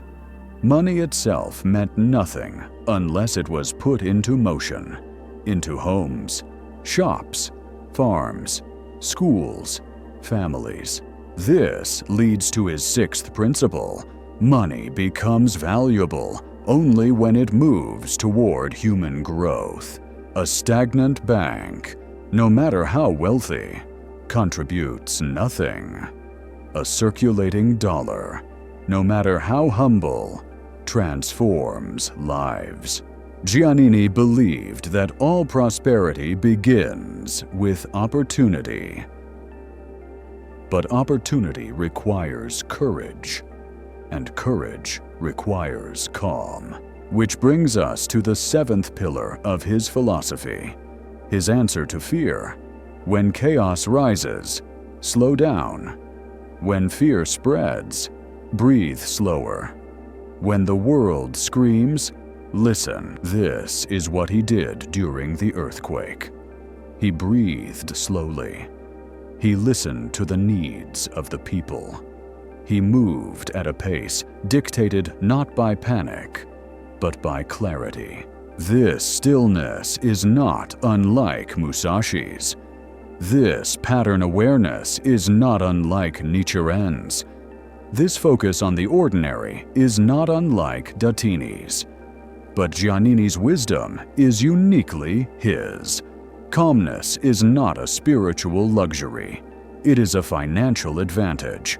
Finally, we come to the eighth pillar. A leader does not protect wealth. A leader protects hope. Wealth follows. Giannini's ability to see potential in people, to remain calm during turmoil, and to lend trust when trust felt impossible, made him not merely a banker, but a stabilizer of an entire city. He understood something profound. Crises do not destroy societies. Hopelessness does. And so, he created hope with his own hands, his own quiet presence, his own willingness to believe before anyone else did. Before we proceed to the financial lessons derived from Giannini's calm, the practical framework behind his uncommon success, we pause here. At the moment when a man chooses to act not from pressure or fear, but from clarity, the fire settles into a deep, steady glow, exactly the kind of warmth that matches the man whose lessons now unfold. For Giannini's significance does not lie in a single heroic moment during the earthquake, nor in the dramatic founding of a bank in a saloon. His true legacy lies in the financial architecture he built, an architecture shaped not by theories or aggression, but by calmness, humanity, and long-term vision. Giannini changed banking forever, not because he was reckless, but because he understood something most financiers never grasp. Finance is not built on money. Finance is built on trust, and trust is built on temperament. To extract the financial wisdom from Giannini's life, we must step into the mindset behind his decisions, why he lent to the people others ignored, why he expanded when others hesitated, why he remained calm while panic consumed institutions around him. We begin with the first financial law derived from his approach. 1. Opportunity hides inside crisis. Not before it, not after it, but inside it. Most bankers fled after the earthquake. Most froze. Most waited for stability. Giannini stepped into the chaos itself because he understood that opportunity and crisis share the same birthplace. In the ashes of a city, he saw seeds. In the fear of a community, he saw resolve. In destruction, he saw the ground made ready for rebuilding. This is the opposite of conventional thinking. Conventional thinking says, wait until things settle. Giannini's thinking said, move while everyone else is afraid to move. Not rashly, not impulsively, but calmly. 2. Move when others pause. Pause when others panic. Giannini lent money while other banks tightened lending restrictions.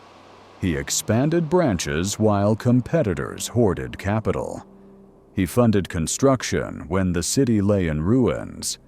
He invested in industries before they exploded: Hollywood, agriculture, infrastructure. Because he sensed rhythm, just like Musashi sensed timing. To him, the greatest danger was the herd's instinct to freeze. So, he moved in the opposite rhythm. 3. Liquidity is a weapon, if deployed with precision. While other banks kept money locked away, Giannini pushed liquidity into the community. He understood that money trapped in vaults does nothing. Money circulating in the hands of builders, merchants, families, and dreamers rebuilds economies. He treated liquidity the way Musashi treated energy. Use it only when it creates advantage, never when it feeds fear. 4. Trust reduces friction faster than capital increases it. Giannini lent on handshakes. Not because he was naive, because he conducted business through deep social knowledge. He understood neighborhoods. He understood immigrants' values. He understood the psychology of hardship. People who have known struggle keep their promises. People who feel seen become loyal. People trusted become trustworthy. Modern finance calls this relationship banking, but Giannini practiced it long before the term existed. 5. The underserved market is often the strongest market. Elite banks avoided immigrants because they lacked collateral. Giannini saw them as the backbone of the city: laborers, farmers, craftsmen, cooks, small shop owners, bricklayers. They had few possessions, but they had discipline, community accountability, and ambition. These borrowers became the foundation of Giannini's empire. Not the wealthy, not the established, but those with something to prove, something to build, something to rise toward. This is the opposite of the Wall Street mentality. 6. Growth comes from long-term alignment, not short-term profit. Giannini reinvested everything into expanding access. He opened branches across California not to chase profit, but to distribute opportunity. His long-term vision was simple. If more people prosper, the bank prospers. He operated from a principle rarely seen in finance today. Shared growth is resilient growth. When prosperity lifts many, instability weakens. When prosperity lifts only a few, collapse becomes inevitable. Nichiren would agree. 7. Build systems, not spot wins. Most financiers seek deals, bets, or moments. Giannini built infrastructure. He created checking accounts for working families. He standardized small loans. He normalized branch banking across multiple cities. He invented early forms of credit accessibility. He brought consistency where banking had once been a patchwork of elitist gatekeepers. Systems survive. Single wins evaporate. 8. Calmness amplifies judgment. Panic destroys it. Giannini's temperament was his advantage. He made decisions without heat, without fear, without ego. He listened deeply. He calculated quietly. He acted decisively, but slowly. This emotional neutrality allowed him to see clarity when every other banker saw threat. He saw, for example, that post-earthquake rebuilding would unleash massive economic growth. He saw that Hollywood, still a fledgling industry at the time, would become enormous. He funded early film studios when East Coast financiers laughed at the idea of moving pictures. He was not a gambler. He was not a dreamer. He was a man whose temperament allowed him to see the future before others reacted to the present. 9. Stability is an asset class. Giannini focused not on speculation, but on stability. He lent to farms, not fantasies. He funded homes, not hype.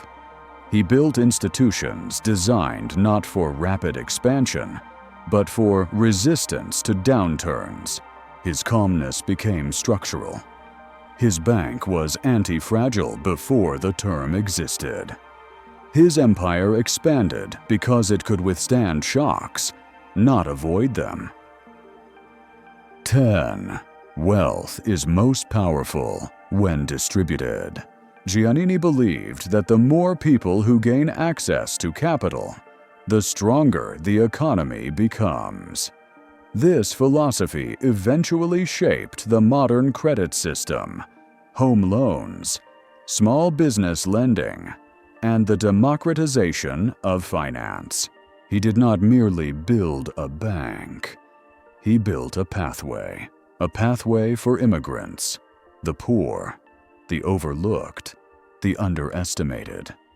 A pathway broad enough that millions could walk across it, turning their toil into stability, their dreams into enterprises, their hope into legacies. And so, standing in the cool glow of this firelight, Giannini becomes not just a banker, but a quiet architect of opportunity, a man whose calmness transformed panic into possibility. With Part 7 now complete, the story's arc returns once more to the figure who began this journey. Newton, not the triumphant Newton of textbooks, but the trembling Newton of the South Sea bubble, the genius who learned too late what all these figures have been teaching us. The fire burns low now, a quiet red glow like the final pulse of an ancient hearth. Its light softens the world around us, leaving only shadow, memory, and the faint outline of a man history worships, but rarely understands. Isaac Newton steps into this dimness like a ghost. Not the Newton of textbooks, not the Newton of triumphant portraits, not the Newton standing beneath an apple tree or unveiling the laws of motion. This Newton is older, wearier, haunted. A man who has seen the heavens in perfect order but has watched human desire fall into chaos. A man who could calculate the orbit of comets, yet could not calculate the irrational hunger of crowds. This is the Newton who said, in a whisper, history nearly forgot, "I can calculate the motions of the stars, but not the madness of men." He stands now at the edge of the South Sea bubble's collapse, watching the same pattern that has echoed through every story you've heard tonight. The same rhythm that devoured Croesus. The same illusions that consumed John Law. The same vanity that hollowed Nero. The same fragility that Nichiren warned of. The same fear Musashi defeated. The same calm Giannini mastered. Newton invested early in the South Sea Company. He sold early, too, earning a handsome profit. But when the frenzy grew louder, when friends bragged of fortunes doubling in weeks, when servants whispered rumors of wealth beyond imagination, when newspapers declared the company the certain future of England itself, Newton felt something he believed himself immune to. Regret, the quiet ache of being left behind, the tiny tremor of, "What if I missed it?" The whisper of FOMO slipping into the mind of the greatest genius in Europe. He re-entered the market near the top. Not because of logic. Not because of data. Not because of analysis. But because he was human. And when the bubble burst, Newton, richest scientist of his age, lost more than money. He lost the belief that intelligence protects anyone from madness. He lost the illusion that reason can overpower emotion. He lost the faith that markets reward brilliance. He became, in the quietest tragedy of his life, a man punished not for ignorance, but for desire. The firelight flickers as he speaks across centuries. You will never control the crowd. You will never control the cycle. You will never control the madness. But you must learn to control yourself. And here, in this dim glow, all the stories return like constellations, forming a single pattern. Croesus warns you not to trust certainty. John Law warns you not to trust belief without structure. Nero warns you not to trust applause. Datini teaches you to build slow, steady, and prepared. Musashi teaches you not to move when the world rushes. Nichiren teaches you to understand cycles before reacting. Giannini teaches you to remain calm when the world trembles. And Newton teaches you that genius is no shield against emotion. The final lesson emerges. Wealth is not a test of intelligence. It is a test of temperament. The crowd will always swing between frenzy and fear. The cycle will always rise and fall. The illusion will always appear brighter than truth. The promise will always sound sweeter than discipline. Your task is not to escape these forces, but to stand still within them, to move with clarity when others react, to prepare in calm seasons, to observe in loud ones, to align with cycles instead of fighting them, to build like Datini, to wait like Musashi, to trust with caution like Giannini, to remain humble like Newton wished he had. As the embers fade, one truth remains. History does not repeat because people forget. It repeats because human nature repeats. You cannot eliminate folly from the world, but you can remove it from yourself, and that, quietly, steadily, patiently, is how wealth endures. Before the fire turns to ash, we move into the final part of this long journey, the sleep hypnosis, where these lessons soften into rhythm, and the mind begins to internalize calmness, discipline, and clarity. The fire dims until it becomes nothing but a soft, pulsing glow, like a heartbeat beneath the earth. The world grows quiet. Your breath slows. The night opens its palms. You are no longer listening to stories of kings, emperors, monks, or swordsmen. You are stepping into a different realm now, a realm where the lessons you have heard all evening begin to settle into the deeper soil of the mind. In this quiet space, nothing is rushed. Nothing is forced. Nothing demands your energy. Your body softens. Your mind loosens. Your breath expands gently. This is the state where wisdom sinks in. You are entering the rhythm that Musashi trained for, the stillness Nichiren observed, the calmness Giannini embodied, the humility Datini practiced, the clarity Newton sought but could not hold.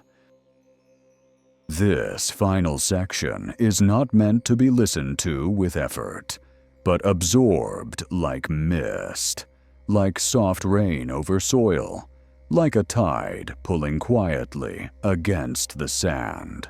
Let the voice guide you slowly now. You are breathing in and breathing out, in and out. Each breath is softer than the last. Each breath is deeper than the one before. Each breath carries you further from noise and closer to the center of yourself. As you settle deeper into the warmth around you, the stories begin to transform. They are no longer histories. They are no longer warnings. They are patterns your mind recognizes, lessons your body understands, rhythms your spirit absorbs without effort. Let the first rhythm settle. I do not rush. I do not chase. I do not fear being left behind. You breathe out, and with that exhale, the fear softens. The fear of missing out, the fear of timing, the fear of losing opportunities. You step into the stillness Musashi mastered. Because when the world moves too fast, your strength is in moving slowly. Repeat gently in your mind, without strain. Stillness is my advantage. Clarity is my rhythm. Patience is my power. Let these words float, unforced, like embers rising. Now, another rhythm settles. The rhythm Datini lived his entire life by. I build slowly. I build wisely. I build with structure that survives every season. You breathe in, and you feel the steadiness of this truth. You breathe out, and you release urgency. Every foundation Datini built began from calm. Every decision came from observation. Every success was the child of preparation. You whisper to yourself, I do not need speed. I need durability. I am building something that lasts. Let this settle deeper, like a stone sinking through water until it touches the riverbed. Now, gently, the rhythm of Nichiren rises within you, the understanding that life moves in cycles. There is no need for fear, no need for panic, no need for resistance. Everything rises, everything falls, everything rises again. You breathe in, the cycle expands. You breathe out, the cycle completes. With each breath, tell yourself, I move with cycles, not against them. I rise when it is time. I rest when it is time. This rhythm dissolves the pressure to force your life into unnatural speed. It dissolves comparison. It dissolves the illusion that you are behind. There is no behind. There is only the rhythm you follow. And now, quietly, Giannini steps forward, not in grand gestures, but with the same steady presence he brought to a burning city. His wisdom settles into your mind like warm light. Calm is strength. Calm is clarity. Calm is opportunity. You breathe in calm. You breathe out fear. You breathe in strength. You breathe out tension. You breathe in clarity. You breathe out confusion. Each breath recenters you. Each breath becomes a promise. Each breath becomes a foundation. You whisper softly, I trust myself. I trust my decisions. I trust my timing. You do not need to rush. You do not need to compete. You do not need the approval of crowds. Your value does not rise or fall with the noise of the world. You are still. You are steady. You are unshaken. Now the final rhythm comes. The rhythm Newton learned too late, but you learn now. Genius is not protection. Emotions can distort reason. Wisdom requires humility. You breathe softly and say, I see clearly. I stay humble. I remain grounded. This humility protects you. This clarity guides you. This patience strengthens you. And as you breathe, all the stories begin to weave into one message. I am not controlled by madness. I am not moved by frenzy. I am not shaken by cycles. I am calm in every season. I am steady in every storm. I build slowly, wisely, quietly, enduringly. Let these words echo gently in your mind. You do not need to repeat them perfectly. You do not need to hold them tightly. Just let them drift through you like a tide. You breathe in, you breathe out, and with each breath, the quiet mind settles deeper. The fire has softened into a gentle glow now, a warm pulse in the dark, steady as a heartbeat.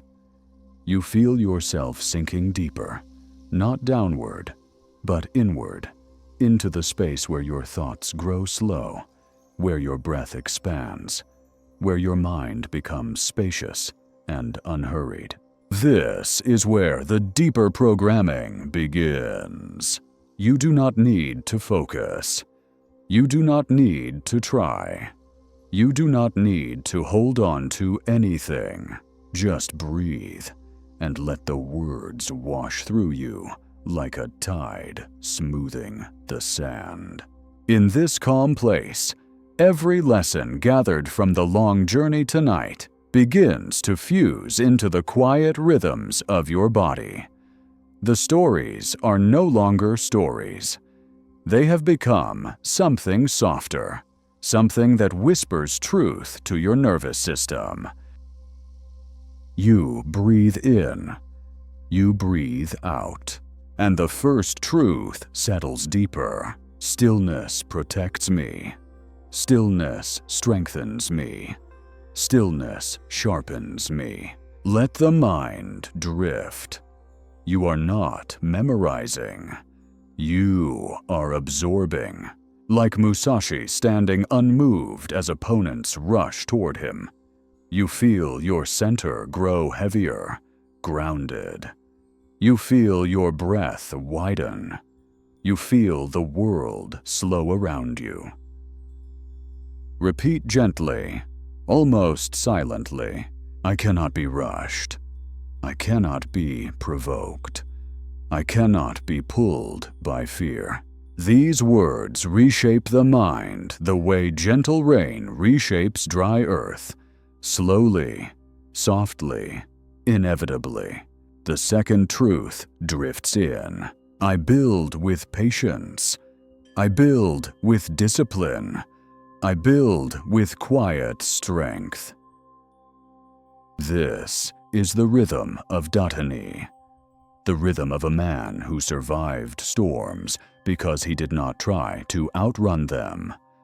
He prepared in silence. He acted without noise. He built what endured. You breathe in that patience. You breathe out urgency.